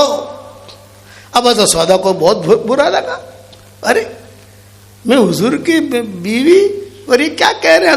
حضرت سودا فارغ ہو کر آئیں اور فارغ ہو کر آ کر حضور سے کہا تھا شکایت ہے عمر کی, عمر کی شکایت ہے. ہاں بتاؤ کیا شکایت ہے. یوں کہا شکایت یہ ہے کہ میں جا رہی تھی اور زور سے انہوں نے کہا کہ میں پہچان گیا, تم سودا ہو. حضور مسکرائے. اس کے بعد جو ہے پردے کی آیتیں نازل ہوئی. جو پردے کی آیتیں نازل ہوئی حضرت عمر کے اس قصے کے بعد نازل ہوئی. تو حضرت عائشہ کہتی تھی کہ اتنی ماننے والی حضور نے حجۃ الوداع میں ساری ماؤں کو جمع کیا اور ماؤں کو جمع کر کے کہا کہ بس اب حج ہو گیا, میرا بھی دنیا سے جانے کا وقت آ گیا, اب مدینہ پکڑے رہنا, مدینہ چھوڑنا مت. تو حضرت سودا جو ہے نہ عمرے میں گئی نہ حج میں گئی. کہتے لوگ, حضرت عمر کہتے, وہ کہتے کہ آپ چلو ہمارے ساتھ. فرمایا میں نے عمرہ بھی کر لیا, میں نے حج بھی کر لیا, اب حضور کی بات پر میں عمل کروں گی, یہی رہوں گی, یہی مروں گی. اس پر حضرت عائشہ کہتی تھی کہ کاش میں سودا جیسی ہوتی, کاش میں سودا جیسی ہوتی. یہ حضرت سودا سے نکاح ہوا حضور اکرم صلی اللہ علیہ وسلم کا. تو روایتوں میں یہ ہے کہ خولہ نے جا کر کہا, میں یہاں سے زینب کے قصہ مجھے پورا کرنا ہے اصل میں, وہ اور پھر اسلم کا قصہ پورا کر کے بات ختم کروں گا انشاءاللہ. قرآن سے متعلق قصہ بیان کرنا ہے اسلم کا. تھک تو نہیں گئے آپ لوگ؟ ارے احمدآباد والے تھک تو نہیں گئے؟ راتیں بہت لمبی ہے انشاءاللہ, اور ہمارا سفر بھی صبح ہی ہے, رات کے کوئی ٹرین پکڑنی نہیں ہے تو فکر نہیں ہوتا, رات کی ٹرین پکڑنی ہو تو فکر ہوتا ہے. چنانچہ تو خولہ جو ہے کھڑی ہوئی تھی, سودا تیرا رشتہ لے کر آئی ہوں. کون؟ اشارہ کیا حضور صلی اللہ علیہ وسلم. اچھا میں تیار ہوں, لیکن وہ میرا باپ بیٹھے ہیں وہاں, حضرت سودا کے والد تھے وہاں بیٹھے, تم جا کر ان سے بات کرو. جب حضرت خولہ چلی تو حضرت سودا نے کہا خولہ خولہ خولہ ایک بات سن, ایک بات سن, ایک بات سنو. بلایا, دیکھو میرے ابا کو سلام مت کرنا, السلام علیکم ورحمۃ اللہ وبرکاتہ, یہ جملہ مت کہنا, اس لیے کہ میرے ابا کو اس جملے سے چیڑے. اگر تم یہ جملہ کہو گے تو میرا رشتہ نہیں ہوگا. یہ حضرت سودا نے کہا تو میں کیا کہوں, جا کر کچھ بولنا تو پڑے گا مجھے. بولنا قبر کا کوئی بات نہیں, تم زمانے جاہلیت کا سلام کرنا. بھی کیا ہے وہ؟ کہا کہ تم گڈ مارننگ کہنا, گڈ مارننگ, انعم صباحا, انعم صباحا کہنا, اور سلام مت کرنا. حضرت خولہ کہتی ہے میں گئی وہاں, ان کے والد جو وہ حقہ پی رہے تھے, سب بوڑھے لوگ جیسے ہوتے ہیں, اور بیٹھے ہوئے تھے. ارے خولہ ممانی آ گئی, ممانی, ایک جگ ممانی تھی, جگ ممانی جیسے ہوتا ہے نا. ہمارا مرکز نظام الدین میں مولانا اظہار الحسن صاحب رحمۃ اللہ علیہ تھے, اللہ ان کے قبر کو نور سے منور فرمائے. ان کو پورا مرکز ماموں کہتا تھا. ہمارے ابا بھی کہتے تھے ماموں اظہار کیا کر رہے ہیں, وہ ہم تو پالم پوری ہیں, وہ تو کاندھلا کے کہاں سے ماموں بنے. حضرت جی کہتے تھے بھی ماموں اظہار کیا کر رہے ہیں, مولوی یونس ماموں اظہار کو بلا کے لاؤ, چھوٹا بچہ ہو بڑا بچہ ہو, ماموں ماموں کہتے تھے. تو حضرت خولہ کو بھی مدینہ مکہ والے ممانی کہتے تھے. کہا ارے ممانی آ گئی, ممانی آ گئی, خولہ خولہ خولہ. کیوں آئی ہو؟ یہ فرمایا انعم صباحا, بہت اچھا, انعم صباحا, کیوں آئی ہو؟ یوں کا سودا کا رشتہ لے کر آئی ہوں. اچھا کس کے ساتھ؟ یوں کا حضور کے ساتھ, محمد ابن عبداللہ ابن عبد المطلب. ہاں ہاں میں نے سنا ہے کہ خدیجہ کا انتقال ہو گیا, اور میں نے یہ بھی سنا کہ ابو طالب کا بھی انتقال ہو گیا. ہاں لڑکا اچھا ہے, لیکن سودا سے ذرا پوچھ لو. میں پوچھ کے آئی ہوں. حضرت خولہ نے کہا میں پوچھ کے آئی ہوں. اتنے میں عبداللہ ابن زما, یہ حضرت سودا کے بھائی تھے, یہ اندر تھے, کچھ کام کر رہے تھے. یہ آئے, ابا کیا بات چل رہی ہے؟ یہ کہ تمہاری بہن کا رشتہ آیا ہے. کس کے ساتھ؟ یہ کہ محمد ابن عبداللہ ابن عبد المطلب کے ساتھ. نہیں, ہرگز نہیں, ہرگز نہیں, ہرگز نہیں. یہ کہہ کر انہوں نے تو جو ہے سامان بکھرنا شروع کیا, سب کپڑے نکال کر ڈالنے شروع کیے, برتن توڑنے شروع کیے. اور وہاں حضرت سودا جو ہے وہ ٹینشن میں بھی کیا ہوگا. یہ خوش ہو گئی تھی حضرت سودا کہ بہت اچھا رشتہ آیا. فطری چیز ہے آدمی کو. یہ جتنے حافظ ہمارے ہیں نا, جب یہ انشاءاللہ دولہے بنیں گے تو 1 مہینے پہلے سے ان کو نیند آنی بند ہو جائے گی.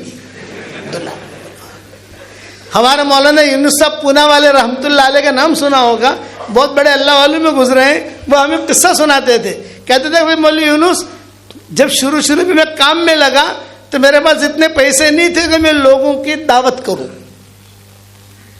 بسوں میں سفر کرتا تھا اور پیسے میرے پاس ہوتے نہیں تھے, تو بڑا پریشان رہتا تھا. تو فجر کی نماز پڑھا کر سب سے زیادہ ٹینشن مجھے رہتا تھا. وہ کہتے تھے کسی اور نماز میں ٹینشن نہیں, فجر کی نماز میں بہت ٹینشن. تو میں نے کہا کہ مولانا فجر کی نماز میں ٹینشن کیوں؟ یہ فرمایا میں امام تھا, اب فجر کی نماز پڑھا کر میں بیٹھوں تو پہلے سب میں دیکھتا تھا کوئی نیا چہرہ تو نہیں ہے بھائی, کوئی نیا چہرہ تو نہیں ہے, کوئی نیا چہرہ تو نہیں ہے. ہاں ایک نیا چہرہ پچھلی صف میں بیٹھا ہے, ایک دوسری صف میں بیٹھا ہے. میں کہتا ہے اللہ خیر, اللہ خیر, اللہ خیر, اللہ خیر کرے. جیسا حافظ لوگ رمضان کے مہینے میں جب تراویح کے لیے کھڑے ہوتے ہیں تو دیکھتے ہیں کہ کوئی نیا چہرہ تو نہیں ہے, کہیں کوئی جو ہے وہ سفیر تو نہیں آیا. وہ حافظ ہوگا تو غلطی نکالے گا بھائی, وہ حافظ ہوگا تو غلطی نکالے گا. یہ ٹینشن. تو مولانا کہتے تھے مجھے بہت ٹینشن رہتا تھا, میں نماز پڑھا کے یہیں بیٹھتا تھا نیچے منہ کر کے, تاکہ میں ان کی طرف دیکھوں نہیں, میرے پاس آوے نہیں. لیکن وہ لوگ آ جاتے تھے میرے پاس, السلام علیکم مولانا, السلام علیکم, السلام علیکم. ہاں وہ کہاں سے آئے؟ احمد نگر سے. آپ کہاں سے آئے؟ یوں کہا سانگلی سے. تم کہاں سے آئے؟ مالیگاؤں سے. اور تم کہاں سے آئے؟ یوں کہا کہ بمبئی سے. اچھا آپ کیوں آئے ہو آپ لوگ؟ حضرت ہمارے یہاں کچھ مسئلہ ہے, کوئی تھوڑا سا انتشار ہے, مشورے کے لیے آئے ہیں. بھائی تم کیوں آئے؟ بولے حضرت ہمارے یہاں بھی یہی ہے. بھائی تم کیوں آئے؟ ہمارے یہاں بھی یہی ہے. کہ تم کہاں ہے؟ ہمارے یہاں بھی. یعنی اس زمانے کا ایک قصہ ہے جب شروع تبلیغ تھی. تو مولانا نے پوچھا بھائی آپ لوگ آئے ہو, آپ میرے مہمان ہو, ناشتہ تو کرو گے نا؟ پھر میں حضرت ناشتہ تو کریں گے, پوری رات بس میں بیٹھ کر آئے ہیں, بھوک لگ رہی ہے. تو مولانا فرماتے میں ان کو کہتا بھی دیکھو میرے پاس ناشتہ کرانے کے لیے پیسے نہیں ہیں, لیکن سیٹنگ کر دیتا ہوں, ناشتہ ہو جائے گا تمہارا. کہ بتاؤ حضرت کیا کریں؟ کوئی بڑے میاں بیٹھے ہیں نا کونے میں, قرآن پڑھ رہے ہیں, داڑھی ہل رہی ہے ان کی, دیکھو. ہاں وہاں تم چلے جاؤ, جا کر سلام کرو, السلام علیکم. تو غصے میں جواب دیں گے وعلیکم السلام. گھبرانا مت. مولانا کہتے تھے گھبرانا مت, تم جو ہے دھیان سے ان کا سلام کا جواب دو. پھر پوچھیں گے قرآن بند کر کے وہ تم سے سوال کرنے کے بھی کیوں آئے ہو تم, تو کہنا کہ چچا ہم نے سنا ہے آپ کی بیوی کا انتقال ہو گیا ہے. تو مالیگاؤں میں خاتون ہے, مالدار بھی ہے, عالمہ بھی ہے, پیسے والی بھی ہے, اور تو اس کا رشتہ لے کر آئے ہیں. بمبئی میں بھی ایک ہے, سانگلی میں بھی ایک ہے, احمد نگر میں بھی ایک ہے. تم اتنا کہنا تمہارا ناشتہ ہو جائے گا. تو بڑے میاں یہ کہتے تھے اچھا اچھا ٹھیک ہے آپ میرا رشتہ لے کر آئے ہو, ٹھیک ہے. ابھی سورج طلوع ہونے میں جو ہے 15 منٹ ہے, پھر اس کے بعد اشراق پڑھیں گے. اپن جو ہے نا اشراق کے بعد ہوٹل میں جائیں گے, وہاں جا کر ناشتہ کریں گے اور وہاں ساری بات کریں گے. تو مولانا کہتے تھے وہ میں سنتا رہتا تھا وہاں بیٹھا بیٹھا. اب میں گھر آ کر اشراق پڑھتا تھا, وہاں نہیں پڑھتا تھا. اگر کچھ معاملہ گڑبڑ ہوا تو بڑے میاں مجھے پکڑیں گے. وہاں یونس پونا والے کہتے تھے. اب جو ہے وہ جاتے وہاں جا کر بھی ذرا جلیبی لائیو, ذرا قیمہ بھی لانا, ذرا ملائی بھی لانا, ذرا بند پاؤ بھی لانا, ذرا وہ جلیبی بھی لانا گرم گرم. سب کے ناشتے ڈھنگ سے ہو گئے. تو مولانا یہ بھی کہتے تھے دیکھو ناشتہ اتنا کرنا کہ دوپہر کا کھانا سمجھ لینا, واپس جانا ہے آپ کو, تو آپ سے وہ کون تمہارے کرم کرے گا, زیادہ تگڑا کر لینا. اور زیادہ فکر مت کرنا. بڈھا جو ہے نا بڈھا, اس کے پاس 7 بیویوں کا مال ہے اس کے پاس, یعنی 7 بیویاں مر چکی تھی اس کی, کہ 7 بیویوں کا مال ہے اس کے پاس. اس لیے تم فکر مت کرنا, بہت مال بھرا ہوا ہے. وہ دکھتا ہے ایسا ہی ہے, میں جانتا ہوں اس کو. اب جو سب کا ناشتہ ہو گیا, اب جو کہ بات تو کوئی جمی نہیں. مولانا سے جو مشورہ کرنا تھا مولانا نے جواب دے دیا. تو بڑے میاں جو ہے وہ آئے ایک دن مولانا کے پاس اور کہا رہے مولوی یونس سب آ کر ناشتہ کر کے جاتے ہیں, کوئی شادی تو کراتا نہیں ہے. تو مولانا نے کہا وہ میں بیچتا تھا, اب اللہ نے مجھے پیسہ دیا تو ان کا ناشتہ میں کراتا ہوں. ارے بولے کہ مولوی تم روزانہ بیچتے تو مجھے اچھا لگتا تھا, کوئی آیا تو صحیح. یہ شادی یہ چیز ہے, تم بیچتے تھے مجھے اچھا لگتا تھا, کوئی آیا تو صحیح, شادی ہو یا نہ ہو. سرے راہ ملاقات ہوئی اکثر ان سے, سرے راہ ملاقات ہوئی اکثر ان سے, اس نے دیکھا بھی نہیں ہم نے پکارا بھی نہیں. تو حضرت سودا بہت خوش. اور یہ عبداللہ ابن زمان نے دھمال کرنی شروع کی. حضرت سودا کہتے تھے میں خود آئی اور میں نے خود آ کر کہا ابا کیا ہو رہا ہے. پھر بیٹا تیرا نکاح ہم کر رہے ہیں محمد ابن عبداللہ کے ساتھ, یہ راستے روڑا اٹکا رہا ہے. ابا میں تیار ہوں, اس کو بولنے کی اجازت نہیں ہے, میں تیار ہوں. چنانچہ حضور صلی اللہ علیہ وسلم کو بلایا اسی مجلس میں اور بلا کر جو ہے نکاح پڑھا دیا. حضرت سودا جو ہے یہ بیوی بن گئی. کتابوں میں لکھا ہے کہ ان کے مزاج میں جو کہ ظرافت تھی نا, تو حضور کو اتنا ہنساتی تھی. میں نے قصے تو کچھ سنا دی آپ کو, اس کے علاوہ بہت قصے ہیں. آپ فرماتے تھے سودا کے آتے ہی خدیجہ کے میرے سارے غم دھل گئے, اور سارے ابو طالب کے سارے غم دھل گئے. یہ حضور فرماتے تھے کہ سارے غم میرے دھل گئے. تو حضرت زینب کا جب معاملہ ہوا قبا تک پہنچے ابو العاص بن ربیع, حضور صلی اللہ علیہ وسلم نے کہہ دیا کہ دیکھو بھئی وہ آ رہا ہے, امید ہے کہ وہ اسلام قبول کرے گا. ساری ماؤں کو جمع کیا اور ساری ماؤں کو جمع کر کے کہا بھئی دیکھو ہو سکتا ہے وہ آ جائے, تھوڑا سا اسے دلہن بنانے کی فکر کرو, کپڑا ٹھیک ٹھاک کرو. یہ حضرت سودا تھی, یوں کہا میں میری چادر لے کر آتی ہوں, یہ لے کر آتی ہوں. وہ سب سیٹ کرتی رہی اور ماؤں کو ہنساتی رہی, سیٹ کرتی رہی ماؤں کو ہنساتی رہی. اتنے میں ابو العاص بن ربیع آ گئے مسجد نبوی میں, حضور کو سلام کیا اور حضور کو سلام کر کے حضور کے سامنے بیٹھے. آپ نے فرمایا ابھی ابو العاص کیوں آئے ہو؟ فرمایا مسلمان ہونے آیا ہوں, مسلمان ہونے آیا ہوں. جب یہ جملہ حضور نے سنا تو حضور کے آنکھوں میں آنسو آ گئے. اللہ نے کیسے قبول کیا اس کو, اور کہا اشہد ان لا الہ الا اللہ و اشہد انک رسول اللہ. آپ اللہ کے سچے نبی ہیں. جب کلمہ پڑھا, کلمہ پڑھتے ہی حضور نے ہاتھ پکڑا اور ہاتھ پکڑ کر سیدھا حضرت زینب کے گھر میں لائے اور کہا بیٹا اب تم دونوں میاں بیوی کی طرح زندگی گزارو, یہ تمہارا شوہر ہے. جب اللہ تعالیٰ نے تمہیں خیریں دے دی, اچھے اخلاق جو ہے, ہمیشہ میرا ایک جملہ یاد رکھنا, زبان کا میٹھا بول جو لوگوں کے دلوں کو جوڑ دے یہ کروڑوں نفلوں پر بھاری ہے.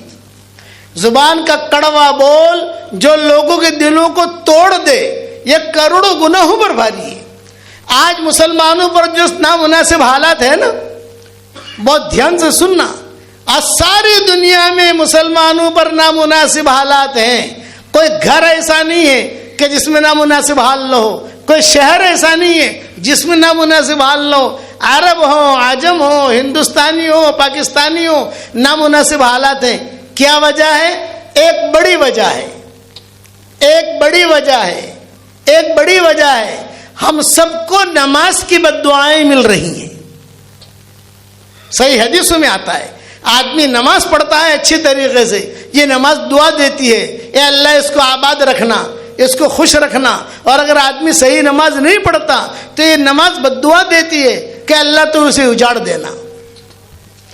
ہم لوگوں کو نماز کی بد دعا مل رہی ہے، اس طرف کبھی دھیان نہیں گیا ہوگا. مسند ابو داؤد کی حدیث ہے، کئی کتابوں میں یہ حدیث ہے. یہ نماز جو ہے 10-15 کئی بد دعائیں دیتی ہیں، اس کو یہ کرنا، یہ کرنا، یہ کرنا. یہ ہم لوگوں کو بد دعائیں مل رہی ہیں.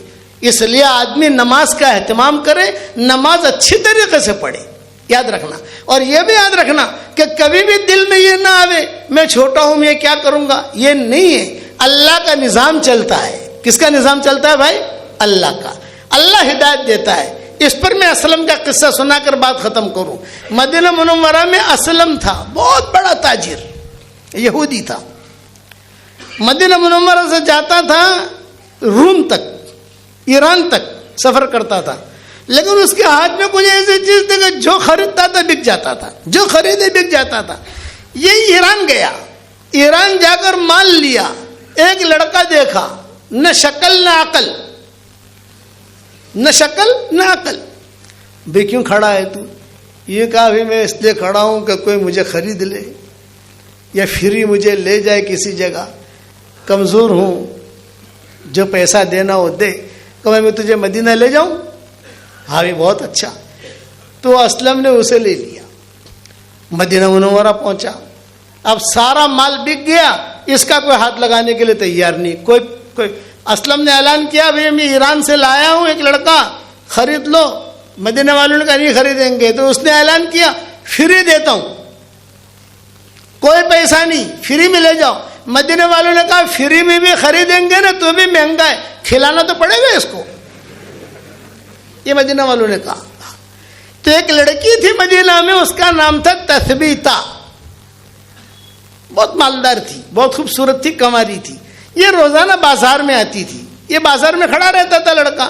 یہ بیچارے لڑکے پوچھتی تھے تم کہاں کے ہو؟ میں آیا ہوں فلاں جگہ سے. کہ تمہارا مالک کون ہے؟ بولے وہ اسلم. تو تم کیا یعنی کوئی میرا کوئی نہیں ہے. تو لڑکی کبھی کھجور لا کے دے دے، کبھی یہ لا کے دے دے. تو لڑکی نے کہا کہ میں تجھے خرید لوں؟ مجھے خرید کر کیا کرو گے تم؟ کچھ ہے ہی نہیں، نہ شکل ہے نہ عقل. تیرا سیٹ کہاں ہے؟ اسلم تھا. اسلم یہ تیرا غلام ہے؟ ہاں میرا ہے. آ یہاں. کتنا پیسہ چاہیے؟ تثبیتہ کہہ رہی ہے کتنا پیسہ چاہیے؟ یہ کہا فری نہیں لوں گی، میں پیسہ دوں گی. فری کیوں لوں؟ بھکاری تھوڑی ہوں میں فقیر نہیں ہوں. عزت نفس تھی اس کے پاس. پیسہ دوں گی اور اچھا پیسہ دوں گی. کتنا چاہیے؟ اتنا، جو دینا ہو دے دو. نہیں تو مانگ، تو نے کتنے میں خریدا ہے؟ بولے میں نے خریدا نہیں ہے، جیسے کھڑا تھا لے آیا ہوں، میں نے کو پیمنٹ نہیں کیا ہے. کہ جب جو آیا تھا وہ لے آیا. ہاں میں نے ہمارے تاجر ہے بمبئی، ہماری بلڈنگ میں رہتے ہیں. میں نے کہا بھائی چچا کیا تجارت کرتے ہو؟ تو انہوں نے کہا جے زمین ایوی ہوئے کہ جانو کوئی دھڑی نہیں اینو ہوں دھڑی. مجھے کہتے تھے. میں نے کہا چچا آپ تو ہمارے پڑوسی ہو ماشاء اللہ، تو آپ کاروبار کیا کرتے ہو؟ لفٹ میں ہماری ملاقات ہوتی تھی. کہ کاکا شو دھندو کرو چھو؟ کہ مول صاحب بمبئی ના અંદર જે એવા ઘર હોય કે જ્યાં પારસી બાવો મરવાનો હોય બસ, તો એને જેને ખિદમત કરું, એને જ્યાં દવા લાવું અને પછી એના પાસે લખાવી લઉં, જેનો કોઈ ધણી નહીં એનો હું ધણી. આ મારો ધંધો છે. تو اسلم نے بغیر پیسے کے لیا تھا. بھائی بغیر پیسے کے لیا تجھے کتنا چاہیے؟ اس نے کہا اتنا. اس نے فوراً جو ہے پیمنٹ کر دیا اور یہ لڑکے کو لے کر گھر لائی. دیکھو اللہ کا نظام کیسا چلتا ہے، آپ کو سمجھا رہا ہوں. واللہ غالب علی امرہ ولکن اکثر الناس لا یعلمون. اللہ اپنے معاملے پر غالب ہے. اللہ جو چاہتا ہے وہ کرتا ہے. چنانچہ روایتوں میں آتا ہے کہ تثبیتہ کے پاس ہی آ گیا لڑکا.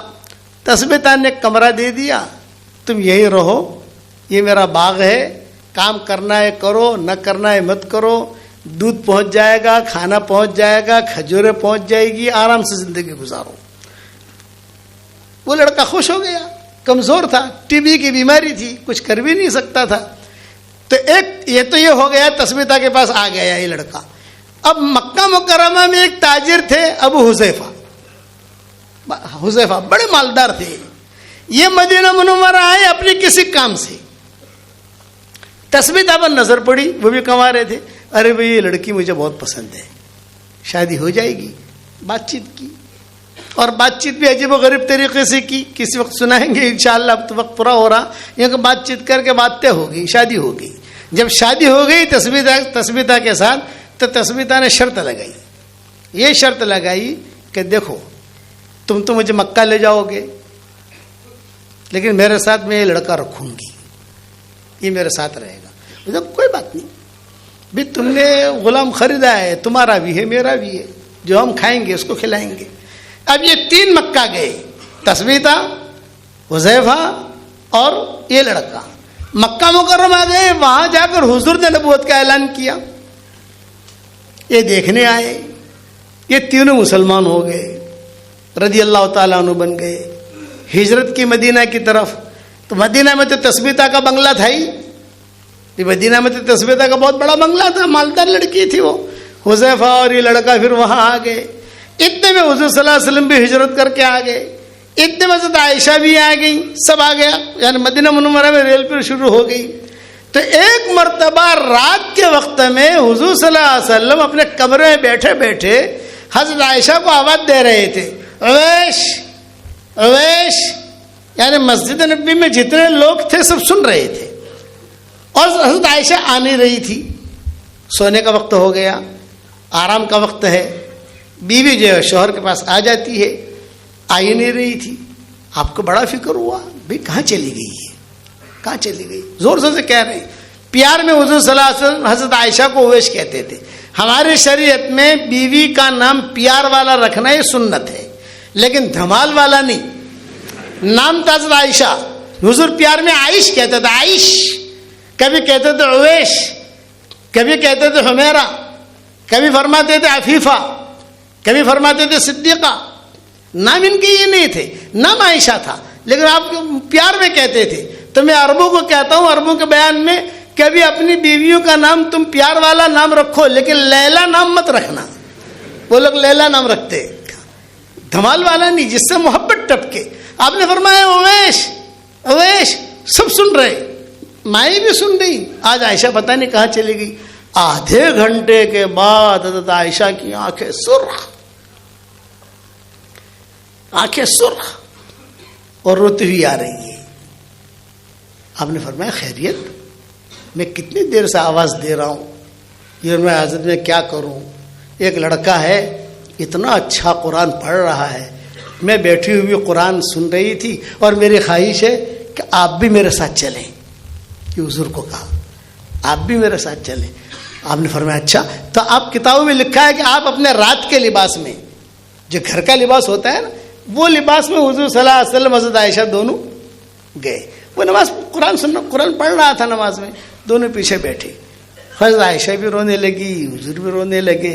حضور صلی اللہ علیہ وسلم نے فرمایا واہ واہ واہ واہ, میری امت میں اللہ نے کیسے لوگ پیدا کیے ہیں کہ کتنی اچھی ان کی آوازیں ہیں. ماشاء اللہ. ہمارے امام صاحب نے جو مغرب کی نماز پڑھائی, ماشاء اللہ, ہم وہاں ہسوڑ گئے تھے, وہاں پر بھی مغرب کی نماز جس نے پڑھائی, ماشاء اللہ. وہاں علی پور گئے تھے, مدرسے میں پروگرام تھا, تو وہاں پر بھی ترکیشور, ماشاء اللہ کیسا اچھا قرآن پڑھتے ہیں.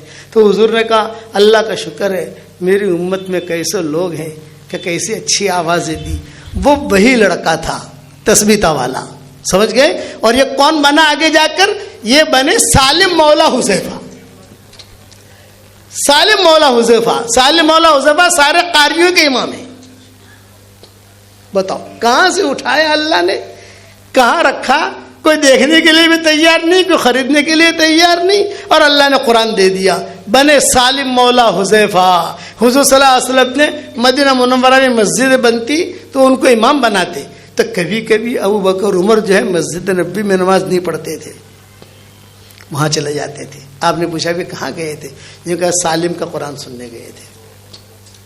جب حضرت عمر کا انتقال ہونے لگا تو حضرت عمر نے بہت وصیتیں کی تھی، بہت وصیتیں کی تھی، پڑھنی چاہیے آپ لوگوں کو کہ حضرت عمر نے کتنی وصیتیں کی تھی۔ ایک وصیت یہ بھی کی تھی، آج اگر سالم مولا حذیفہ زندہ ہوتا تو میں اس کو میں امیر بنا دیتا، لیکن وہ حضور کے انتقال کے بعد جو حالات آئے ان حالات میں وہ سالم مولا حذیفہ شہید ہو گئے تھے۔ تو حضرت عمر نے کہا تھا کہ ہاں سالم مولا حذیفہ اگر آج زندہ ہوتا تو میں ان کو پورے مسلمانوں کا امیر بنا دیتا، اتنا اونچا آدمی تھا۔ ایران سے چلا، کوئی دیکھنے کے لیے تیار نہیں، کوئی لینے کے لیے تیار نہیں، کوئی خریدنے کے لیے تیار نہیں، لیکن یہ خیر تثبیتہ کے حساب میں تھی اور بن گیا سالم مولا حذیفہ، قرآن کا بہت بڑا خادم۔ اس لیے قرآن کی خدمت کرو گے انشاءاللہ بھائی۔ جتنے بچے ہمارے حافظ ہوئے ہیں میں آپ کو بتاؤں، میں جب حافظ ہوا تو حضرت جی مولانا نظام الحسن صاحب رحمۃ اللہ علیہ کے پاس میرے والد صاحب لے گئے اور لے جا کر کہا کہ حضرت میرا بیٹا حافظ ہو گیا ہے۔ میں 10 سال کی عمر میں حافظ ہو گیا تھا الحمدللہ، کاکوسی مدرسے میں 10 سال کی عمر میں۔ تو حضرت یہ حافظ ہوگا، حضرت نے فرمایا ماشاء اللہ حافظ صاحب، حافظ جی آئیے، حافظ جی آئیے، حافظ آئیے۔ حضرت نے ہدیہ دیا اور کہا دیکھو ایک نصیحت کرتا ہوں، قرآن حفظ کر لینا آسان ہے، قرآن کو سنبھالنا مشکل ہے، سنبھالنا۔ یہ کہا قرآن کو شیخ سدیس کسی جگہ سفروں میں جیسے پورے سفر میں جیسے پہلی سیٹ پر وہ بیٹھتے ہیں، دوسری سیٹ پر ساتھی وغیرہ ہوتے ہیں، کہیں جانا آنا ہو، کہیں پورے سفر میں وہ آدمی صرف قرآن پڑھتا ہے، صرف قرآن۔ عبد الغفار کر کے ہے مدینہ میں ہمارا خادم ہے جو اماموں کے پیچھے رہتا ہے، سب اماموں کو، تو میں ان کو مغرب بعد بلاتا ہوں، بھائی میں یہاں بیٹھا ہوں تم آ جاؤ۔ یہ کہ مجھے مغرب میں فون ہی مت کرو، آپ عشاء بعد آ جاؤں گا میں انشاءاللہ۔ کہ کیوں؟ بولے کہ حضرت میں جب مغرب کی نماز، یعنی مائک کی ذمہ داری ان کی ہے حرم شریف کی، تو کہتے ہیں کہ میں جب مغرب کی نماز پڑھا کر کمرے میں جاتا ہوں تو کبھی شیخ حذیفی پر پکڑ لیتے ہیں مجھے اور عشاء تک قرآن سناتے رہتے ہیں، کبھی عبد الباری سویتی پکڑ لیتے ہیں، عشاء تک قرآن سناتے رہتے ہیں، اور کبھی عبد المحسن پکڑ لیتے ہیں اور عشاء تک جو ہے قرآن سناتے رہتے ہیں۔ بولے اتنا قرآن پڑھتے ہیں یہ لوگ، تب جا کر اللہ نے ان کو حرم کا امام بنایا ہے۔ تو آپ حضرات سے درخواست کرتا ہوں کہ قرآن بہت پڑھو گے انشاءاللہ، محفوظ رکھنا، بہت بڑی دولت ہے، بہت بڑی دولت ہے۔ حشر کے میدان میں ہر آدمی ڈرا ہوا ہوگا، قرآن والا ڈرا ہوا نہیں ہوگا، یہ فرشتوں کے ساتھ ہوگا۔ مع سفرۃ الکرام البررہ، میرے والد صاحب رحمۃ اللہ علیہ فرماتے تھے اے اللہ میں دعا کرتا ہوں کہ امت کے جتنے مرد عورتیں، اے اللہ ان سب کو تو تیرے قرآن سے جوڑ دے۔ پڑھو گے انشاءاللہ بھائی؟ اور ایک ہدیہ اور دینا چاہتا ہوں، قبول کرو گے انشاءاللہ؟ ایک تو یہ کہ جتنے حافظ ہوئے ہیں ان سب کو میری طرف سے میری تسبیح، جاندار، شاندار، مالدار، دیندار، یہ ہدیہ دے رہا ہوں۔ اور ایک ہمارا درود شریف ابھی بالکل تازہ آیا ہے چھپ کر، 100 درود اللہ کے نام کے ساتھ ہیں، 100 درود، 20 فائدے اس کے میں نے لکھے ہیں۔ کتنے فائدے بھائی؟ 20 فائدے میں نے لکھ دیے۔ سب سے پہلا فائدہ یہ لکھا ہے جو اسے صبح شام پڑھے گا بہت جلدی حضور صلی اللہ علیہ وسلم کی خواب میں زیارت ہوگی انشاءاللہ، یہ پہلا فائدہ ہے۔ 20 فائدے لکھے اور میں نے دنیا میں اس کو عام بھی کر دیا ہے، وائرل بھی کر دیا سب جگہ، چیزیں چھاپنا ہو چھاپو۔ تو میری جاندار، شاندار، مالدار، دیندار تسبیح آپ لوگوں کو ہدیہ دے رہا ہوں اور یہ درود شریف دے رہا ہوں۔ دوسرا ایک ہدیہ سارے مجمع کو دے رہا ہوں، وہ یہ کہ بھئی دیکھو 313 مرتبہ سورہ اخلاص پڑھنے کی عادت ڈالو، یہ میری نصیحت ہے۔ 313 حدیث شریف میں آتا ہے 10 مرتبہ سورہ اخلاص کوئی پڑھے گا تو جنت میں ایک محل تیار ہو جائے گا انشاءاللہ، اور 3 قرآن پڑھنے کے برابر ثواب ملے گا۔ 313 مرتبہ پڑھو گے انشاءاللہ تو جنت میں 31 بنگلے تیار ہو گئے۔ کتنے بنگلے بھائی؟ 31 اور 104 مرتبہ قرآن پڑھنے کے برابر ثواب ملے گا. اور کوئی انکم ٹیکس والا میسج کرے گا نہیں. بھائی دنیا میں اگر آپ پراپرٹی خریدو تو انکم ٹیکس والے آتے نہیں آتے, بتاؤ کہ کہاں سے خریدا تم نے, کیا کوئی اس لیے آپ بناؤ. میرے والد صاحب رحمۃ اللہ علیہ فرماتے تھے, بیٹا یونس راتی આપણે ઊંઘ ના આવે ને, ઊંઘ આપણે ગુજરાતીમાં રાતી ઊંઘ ના આવે ને તો 5-6 બંગલા બનાવી નાખો ના પરા, کہ رات کو نیند نہ آوے تو 5-6 بنگلے بنا دینے کے, یعنی 50 مرتبہ سورہ اخلاص پڑھ لینے کا. پڑھو گے انشاءاللہ بھائی, اس کے بعد جو دعا مانگو گے اللہ قبول کرے گا. پہلے میں 100 مرتبہ پڑھواتا تھا, اب 313 مرتبہ شروع کر دیا. الحمدللہ لوگوں نے پڑھنا بھی شروع کیا. تو لوگوں نے کہا مول صاحب پہلے تو ہو وقت کہتا تھا او بھاؤ چم ودا رہو, کہتے بھائی اوبھڑ تو نے فلیٹ લીધો તો 10 વર્ષ પહેલે કેટલા રાશા તો ભાઈ 1 કરોડનું, અત્યારે શું ભાવ છે 2.5 કરોડ, તો એનો ભાવ વધ્યો કે ના? તો અમારો भी भाव વધવો જોઈએ કે ના વધવો જોઈએ? भाई तूने जमीन का टुकड़ा लिया था तो उसका भाव बढ़ा के नहीं था, हमारा भी तो भाव बढ़ना चाहिए नहीं बढ़ना चाहिए? आपके अहमदाबाद की एक डॉक्टर नहीं है शिकागो में, आपके अहमदाबाद की है, उसने मुझे फोन करके कहा है कि मौलाना अभी उम्र में चल रही है, उम्र में गई हुई है, उसने कहा है कि मौलवी साहब मैंने 10 लाख मरतबा पूरा किया. तो मैंने कहा डॉक्टर साहब 10 लाख मरतबा आपने पूरा किया, आपके 1 लाख बंगले जन्नत में तैयार.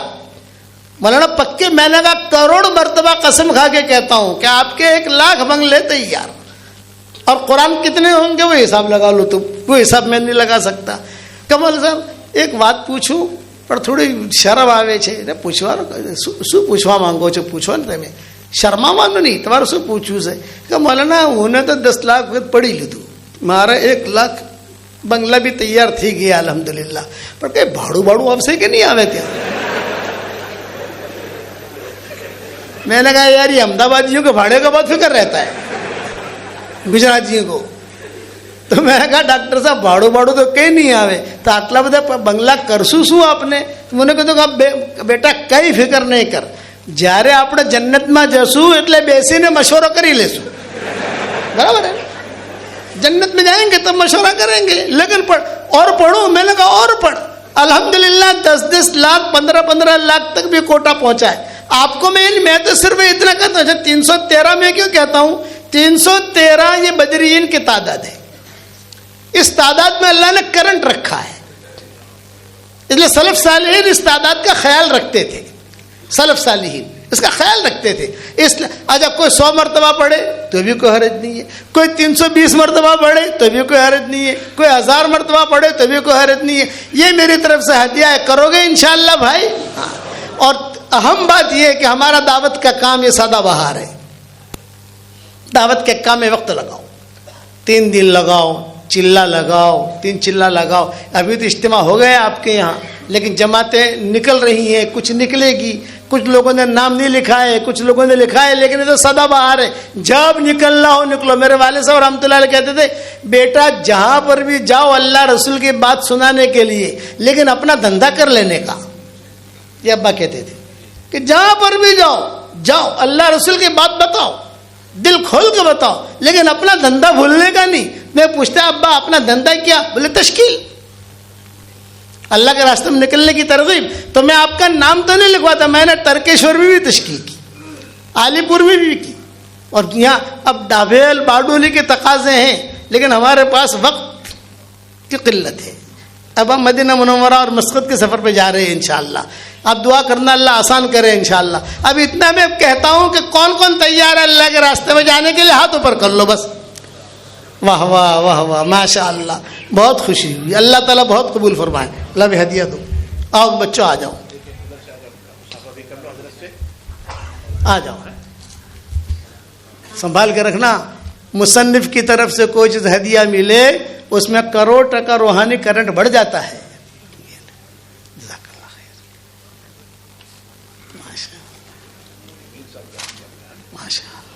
हाँ माशाअल्लाह हमारे सैयद साहब.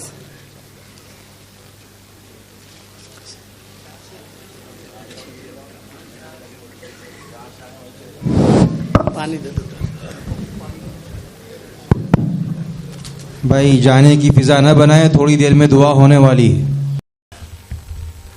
اللهم لك الحمد كله ولك المن كله لك الشكر كله ولك الملك كله لك الخلق كله ولك الفضل كله وإليك يرجع الأمر كله وإليك يصعد الكلم الطيب كله. اللهم لك الحمد بالإسلام لك الحمد بالإيمان لك الحمد بالقرآن لك الحمد بالإسلام لك الحمد بالإيمان لك الحمد حتى ترضى لك الحمد إذا رضيت لك الحمد بعد الرضا. اللهم لك الحمد كالذي نقول وخيرا مما نقول لك الحمد كالذي تقول لك الحمد في الحال ولك الحمد في المآل. اللهم لك الحمد حمدا حمدا اللهم لك الحمد حمدا حمدا لك الشكر شكرا شكرا. يا رب صل وسلم دائما أبدا على حبيبك خير الخلق كلهم.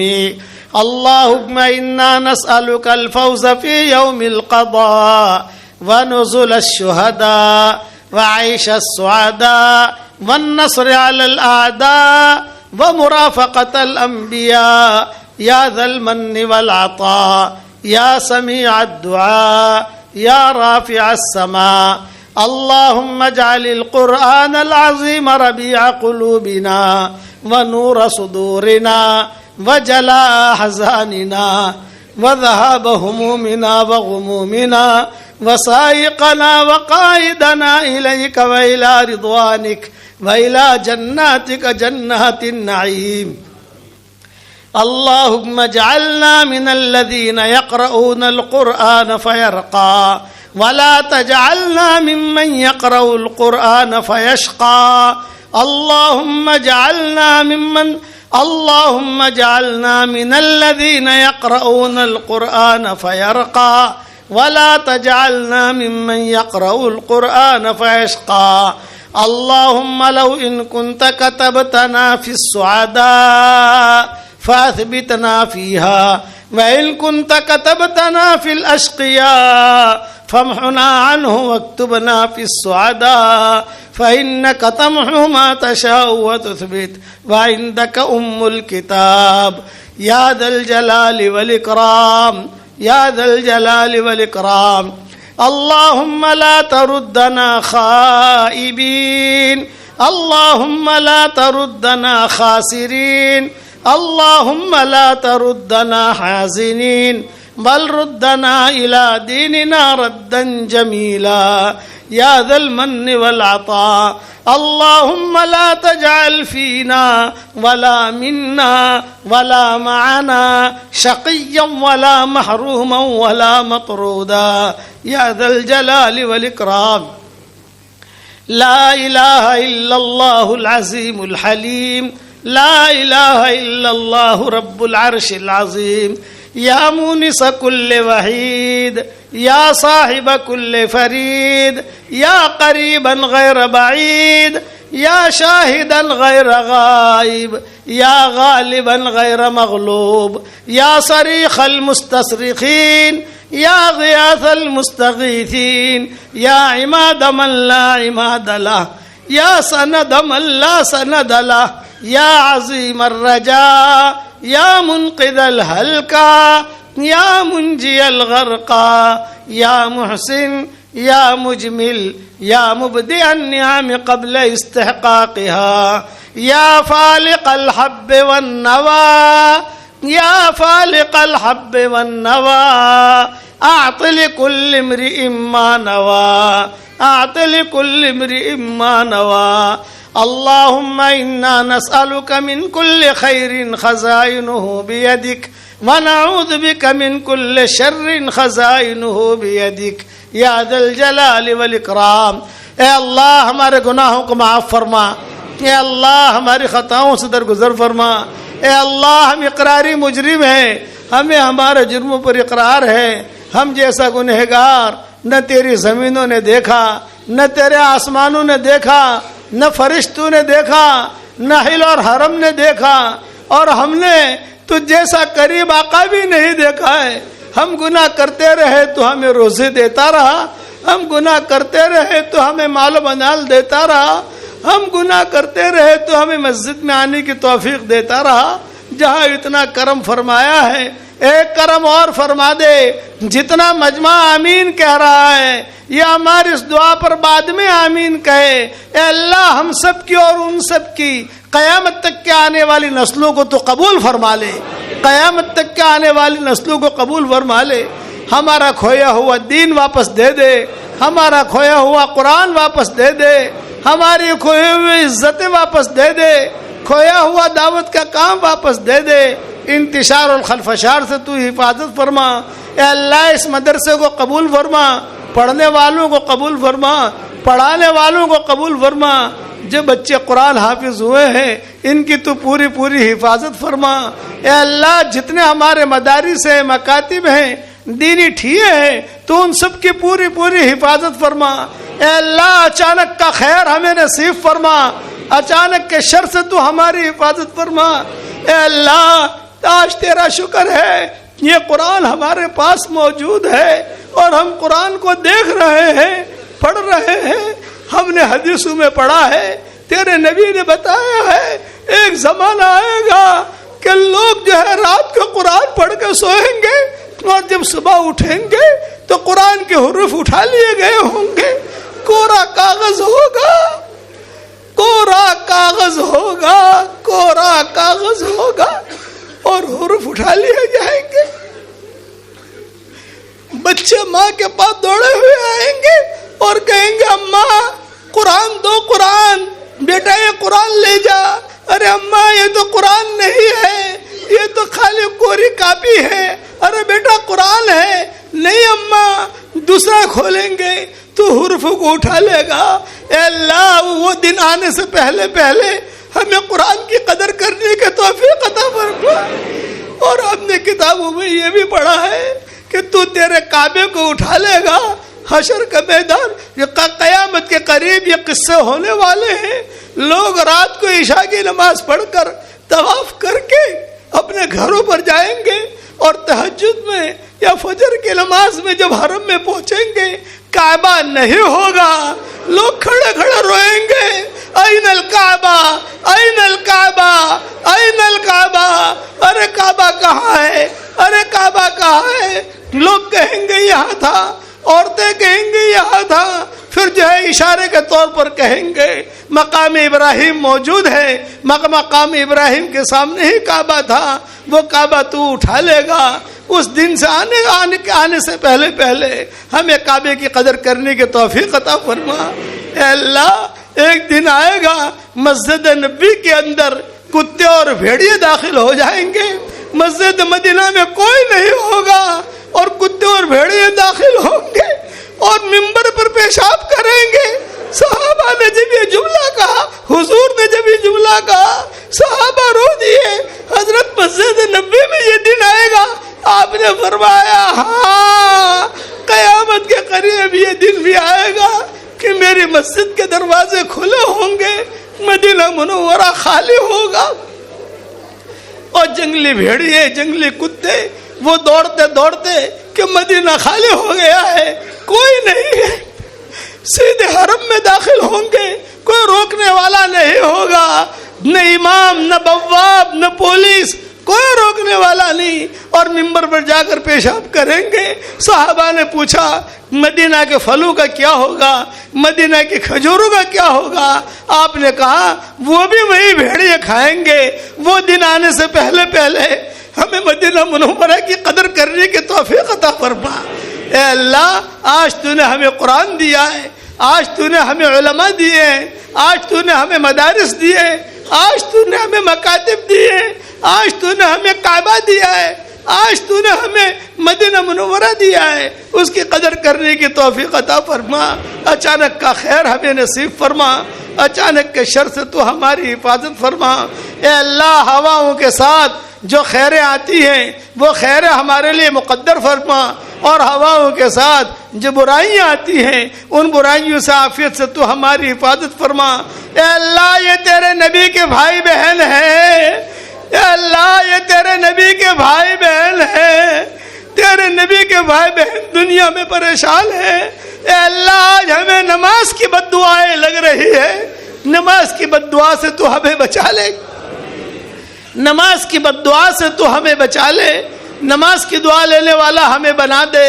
حضور صلی اللہ علیہ وسلم کی طبیعت انتقال سے پہلے جب خراب ہوئی تو حضور صلی اللہ علیہ وسلم نے صحابہ سے کہا مجھے احد کی طرف لے جاؤ تاکہ میں شہدائے احد کو سلام کروں۔ سارے صحابہ لے کر گئے، شہدائے احد کو سلام کیا اور کہا اے حمزہ تجھ کو بھی سلام، اے مصعب بن عمیر تجھ کو بھی سلام، اے عبداللہ تجھ کو بھی سلام، اے فلاں تجھ کو بھی سلام۔ اور جب واپس آنے لگے تو آپ نے شہدائے احد سے کہا تم گھبرانا مت، تھوڑے دنوں میں تمہارے پاس آنے والا ہوں اور تم میرے استقبال میں کھڑے رہنا۔ اور واپس جب ہونے لگے حضور کی طبیعت خراب تھی تو حضور صلی اللہ علیہ وسلم نے ابو بکر سے کہا اے ابو بکر میرے بھائی بہنوں کو میرا سلام پہنچانا، میرے بھائی بہنوں کو میرا سلام پہنچانا۔ صدیق اکبر نے کہا السنا اخوانک یا رسول اللہ، السنا اخوانک یا رسول اللہ، کیا ہم آپ کے بھائی نہیں ہیں؟ آپ نے فرمایا لا لا بل انتم اصحابی، تم میرے صحابہ ہو، تم میرے ساتھی ہو، میرے بھائی بہن تو وہ ہیں جنہوں نے مجھے دیکھا نہیں ہے اور میری بات پر لبیک کہہ کر کھڑے ہو جاتے ہیں۔ 10 مرتبہ سورہ اخلاص پڑھنے پر جنت میں ایک محل تیار ہوتا ہے، ہم نے دیکھا نہیں ہے لیکن نبی کی بات پر یقین کر کے کھڑے ہو جاتے ہیں۔ انہوں نے مجھے دیکھا نہیں ہے اور میری باتوں پر لبیک کہہ کر کھڑے ہو جاتے ہیں، وہ میرے بھائی بہن ہیں، ان کو میرا سلام کہنا۔ اے اللہ آج تیرے نبی کے بھائی بہن پریشان ہیں، آج تیرے نبی کے بھائی بہن پریشان ہیں۔ اے اللہ اس امت کی شام کو صبح سے بدل دے، اس امت کی شام کو صبح سے بدل دے۔ اے اللہ تو جانتا ہے ہم گنہگار ہیں، تنہائیوں میں ہم نے کتنے گناہ کیے ہیں، ہمارے تنہائیوں کے گناہوں کی اگر ویڈیو بنا لی جائے اور حشر کا میدان میں وہ ویڈیو اگر لوگوں کو دکھائی جائے اے اللہ کہیں کے بھی ہم رہیں گے نہیں، تنہائیوں میں ہم نے بہت گناہ کیے۔ آج اس مبارک مجلس میں ہمارے گناہوں کو معاف فرما، ہمارے گناہوں کو معاف فرما، ہمیں خالی ہاتھ واپس نہ لوٹا۔ تیرے دربار میں کوئی آئے خالی ہاتھ واپس چلا جائے یہ تیری شان کے خلاف ہے، یہ تیرے علوم مرتبے کے خلاف ہے۔ اے اللہ اس امت سے تیرے نبی کو بہت محبت تھی، تیرے نبی کی محبت کی قسم، تیرے نبی کی محبت کی وجہ سے تو اس امت کو معاف فرما دے اور اس امت کو نمازوں کی بد دعاؤں سے بچا لے، اس امت کو نمازوں کی بد دعاؤں سے بچا لے۔ اے اللہ رسول اللہ صلی اللہ علیہ وسلم کا انتقال کا وقت جب قریب آیا، حضرت جبریل بھی آئے، اسرافیل بھی آئے، میکائیل بھی آئے، کسی کو آگے بڑھنے کی ہمت نہ ہوئی۔ حضرت جبریل چونکہ پرانے آنے جانے والے تھے وہ آگے بڑھے اور آگے بڑھ کر کہا کہ حضرت پوری ٹیم آئی ہے، فرشتے آئے ہیں، اللہ آپ کو یاد کر رہا ہے، ہم آپ کی روح قبض کرنے آئے ہیں۔ تو تیرے نبی نے کہا میں اللہ کے پاس جانے کے لیے تیار ہوں لیکن پہلے یہ بتاؤ میری امت کا کیا ہوگا، پہلے جبریل یہ بتا میری امت کا کیا ہوگا۔ حضرت جبریل تیرے پاس آئے کہ اللہ جی اللہ جی اللہ جی تیرا نبی امت کی فکر کر رہا ہے تو نے وعدہ کیا کہ پیارے نبی کو سلام کہو اور یہ کہو آپ اپنی امت کا فکر نہ کیجئے، آپ کی امت کے بارے میں میرا وعدہ ہے میں آپ کو خوش کر دوں گا۔ اے اللہ یہ تیرا وعدہ ہے لیکن اے اللہ دنیا میں بھی خوش کر دے اور حشر کے میدان میں بھی خوش کر دے، اس امت کی پریشانیوں کو دور فرما دے۔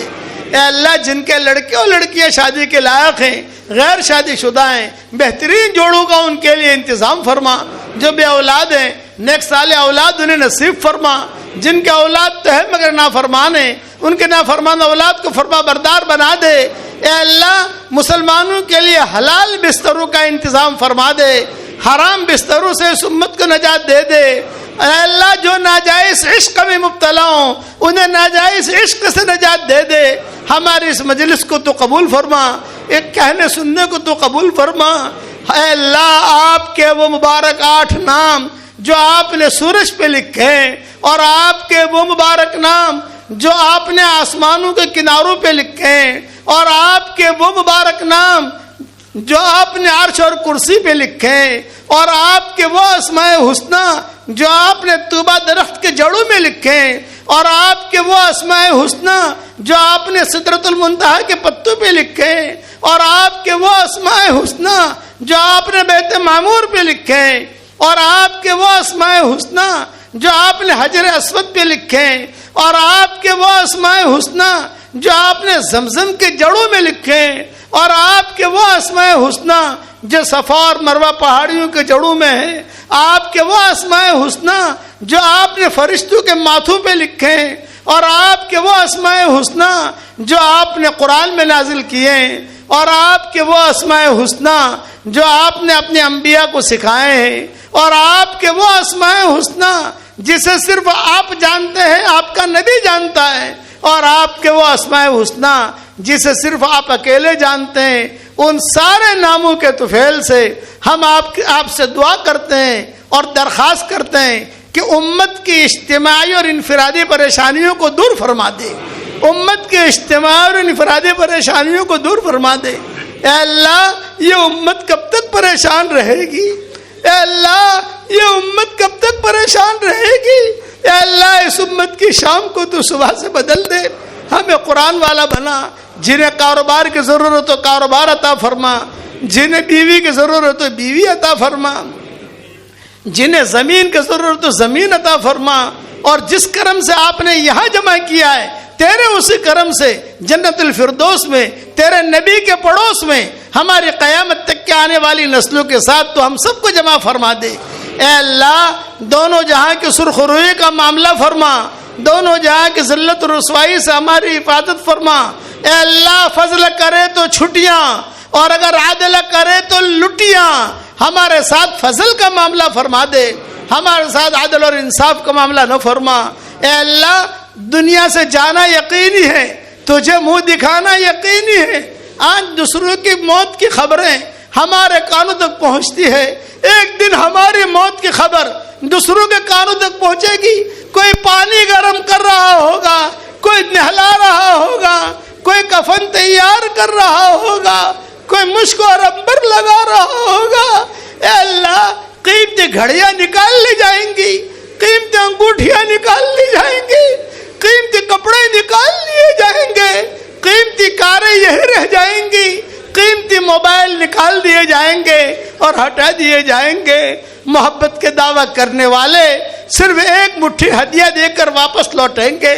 قبر تک آپ کا اکرام کر لیا، آگے آپ کے اعمال جانے۔ اے اللہ، تو اس وقت میں ہمارا معین اور مددگار بن جا، ہمارا معین اور مددگار بن جا۔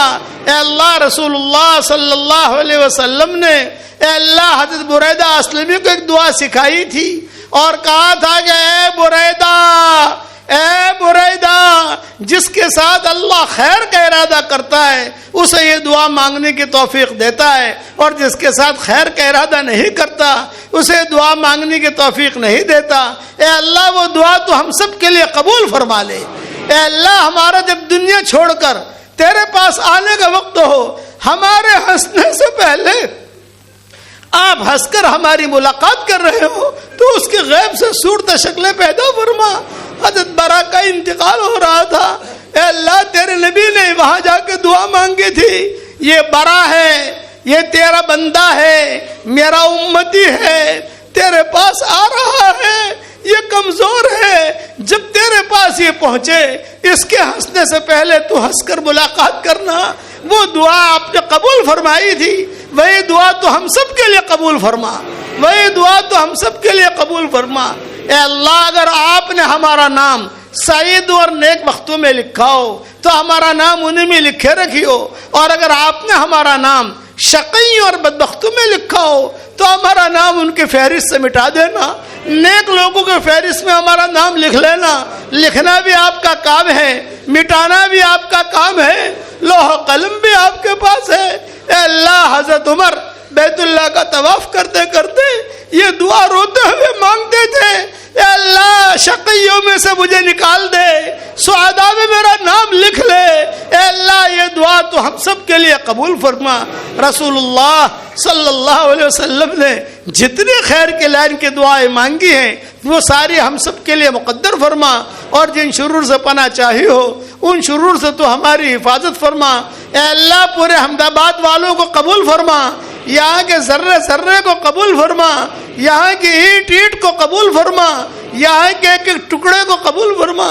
اے اللہ یہ تیرے اللہ والوں کی بستیاں ہیں، اے اللہ نیک بندے یہاں آرام کر رہے ہیں، اے اللہ نیک بندے یہاں آرام کر رہے ہیں، ان کی قبروں کو تو نور سے منور فرما دے، ان کے درجات کو بلند فرما دے۔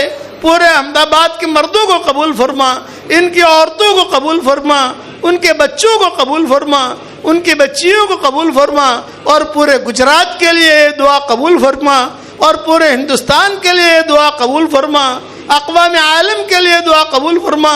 ہمارے برادران وطن کو ہدایت سے نواز دے، ہمارے برادران وطن کو ہدایت سے نواز دے۔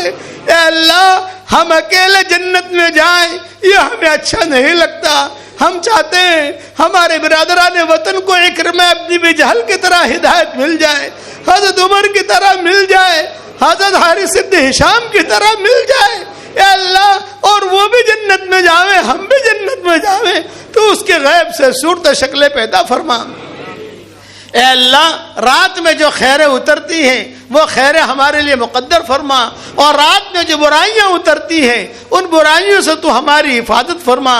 اے اللہ یہ مجمع جو آمین کہہ رہا ہے، چاہے مردوں کا ہو چاہے عورتوں کا ہو، جس کے دل میں جو جائز مراد ہو آپ جانتے ہیں، آپ کے بندے بندیاں جانتی ہیں، عافیت سے ان سب کی جائز مرادوں کو پوری فرما کر اس میں خیر کے شکلیں اور صورتیں پیدا فرما۔ جتنے ہمارے بھائی جیلوں میں محبوس ہیں، ناجائز طریقے پر جیلوں میں ہیں، اے اللہ ان کے رہائی کے فیصلے فرما۔ اے اللہ جنہیں رشتوں کی ضرورت ہے رشتے عطا فرما۔ اور آخر میں تجھے اتنا کہتے ہیں ہمیں مانگنا نہیں آتا مگر تجھے دینا تو آتا ہے، ہماری جھولیوں کو ہدایت سے بھر دے۔ اس مجمع میں سفید بال والے بوڑھے بھی ہیں، نوجوان عبادت گزار بھی ہیں، معصوم بچے بھی ہیں۔ یہی مجمع احمد آباد کے کسی کریم کے دروازے پر چلا جائے، صرف 1 روپیے کی بھیک مانگے، اس کریم کے لیے روپیہ دینا جتنا آسان ہے اس سے زیادہ تیرے لیے ہدایت کا دینا آسان ہے۔ اے اللہ ہمارے جھولیوں کو ہدایت سے بھر دے، ہمارے جھولیوں کو امن و امان سے بھر دے۔ اے اللہ جس نے بھی مجھے دعاؤں کے لیے کہا ہو یا دعاؤں کے لیے خطوط میں لکھا ہو، یا جن کا ہم پر کسی قسم کا حق اور احسان ہو، یا جو مجھے اپنی دعاؤں میں صرف یاد کرتے رہتے ہوں، میری ساری دعاؤں میں ان کا پورا پورا حصہ نصیب فرما۔ اے اللہ میری تشکیل پر جو روزانہ کم سے کم 313 مرتبہ سورہ اخلاص پڑھنے کی عادت ڈالے، یا اس سے کم پڑھے یا اس سے زیادہ پڑھے، اے اللہ اس کی ساری دعاؤں کو قبول فرما، اس کی ساری پریشانیوں کو دور فرما، اس کی ساری حاجتوں کا تو غیب سے تکفل فرما۔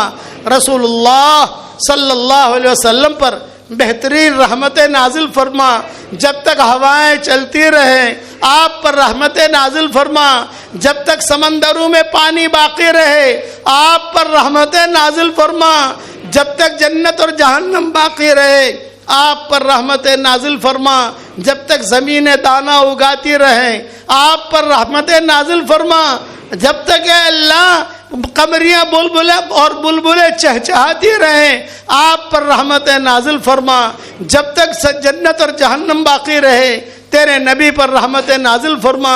اے اللہ تو نے ایک بہت بڑا سمندر بنایا ہے جو صحیح حدیثوں میں ہم نے پڑھا ہے 7ویں آسمان پر ہے، اس سے بڑا سمندر کوئی نہیں ہے، دنیا کے سمندر سب چھوٹے ہیں، وہ سب سے بڑا سمندر ہے۔ دنیا کے سمندروں میں کڑواہٹ ہوتی ہے، تو نے اوپر جو سمندر بنایا ہے 7ویں آسمان پر وہ میٹھے پانی کا ہے، اس سمندر پر تیرا عرش ہے، اس پر تیری کرسی ہے، وہاں سے فیصلے نازل ہوتے ہیں۔ اے اللہ وہ سمندر کے وزن کے برابر، تیرے عرش کے وزن کے برابر، تیری کرسی کے وزن کے برابر تیرے نبی پر رحمتیں نازل فرما، اتنے رحمتیں نازل فرما کہ تیرا نبی خوش ہو جائے۔ اے اللہ قدم اور قلم جب تک چلتے رہیں، اقدام اور اقلام جب تک چلتے رہیں تیرے نبی پر رحمتیں نازل فرما۔ تیری شان شان رحمت نازل فرما. ان اللہ و ملائکتہ یصلون علی النبی یا ایھا الذین آمنوا صلوا علیہ وسلموا تسلیما. اللہم صل علی سیدنا محمد بن عبد اللہ القائم بحق اللہ ما باقى امر الا فرجہ اللہ عدد خلقک ورضا نفسک وزنة عرشک ومداد کلماتک كلما ذكره الذاكرون وكلما غفل عن ذكره الغافلون عدد الشفع والوتر. لا إله إلا أنت سبحانك إنا كنا من الظالمين. نسألك بالخير ما سألك منه عبدك ونبيك سيدنا محمد صلى الله عليه وسلم ونعوذ بك من شر ما استعاذك منه عبدك ونبيك سيدنا محمد صلى الله عليه وسلم. أنت المستعان وعليك البلاغ ولا حول ولا قوت الا باللہ العلی العظیم. اے اللہ یہ مجمع جو آمین کہہ رہا ہے چاہے مردوں کا ہو چاہے عورتوں کا ہو, کسی کے باپ کا انتقال ہو چکا ہے, کسی کے ماں کا انتقال ہو چکا ہے, کسی کے ماں اور باپ دونوں کا انتقال ہو چکا ہے, وہ قبروں میں انتظار کر رہے ہیں کہ ختم قرآن پر کوئی ہمیں بھی یاد رکھتا ہے کہ نہیں رکھتا. اے اللہ ہمارے ماں باپ کی مغفرت فرما, ہمارے ماں باپ کی مغفرت فرما, ہمارے ماں باپ کی مغفرت فرما, ان کی ہڈی ہڈی کو جنت نصیب فرما, اور جو زندہ ہوں ان کی قدر کرنے کی توفیق عطا فرما. جو مانگا وہ عطا فرما, مانگنے سے رہ گیا وہ عطا فرما. اے اللہ جو مجمع آمین کہہ رہا ہے کوئی کینسر کی بیماری میں ہے, کوئی اللہ بلڈ پریشر کی بیماری میں ہے, کوئی ڈائبٹیز کی بیماری میں ہے, کوئی گھٹنوں کی بیماری میں ہے, کوئی ناجائز عشق کی بیماری میں ہے, اور کسی کے کمر میں تکلیف ہے, جو جس لائن کی بیماری میں مبتلا ہو عافیت سے تو ان سب کو نجات عطا فرما, عافیت سے ان سب کو نجات عطا فرما, بیماری سے نجات عطا فرما. اے اللہ اخیر میں یہ دعا, دنیا میں بھی تو ہم سب کے لیے جنتوں کے فیصلے فرما, مرنے کے بعد بھی جنتوں کے فیصلے فرما, اور ہم سب کو قرآن پڑھنے کی توفیق عطا فرما, اور ہمارے دین کے سورج کو عروج عطا فرما, ہمارے دین کے سورج کو عروج عطا فرما, اور اپنے فضل و کرم سے ہماری دعاؤں کو قبول فرما. سبحان ربنا رب العزت عما یصفون وسلام علی المرسلین والحمد للہ رب العالمین.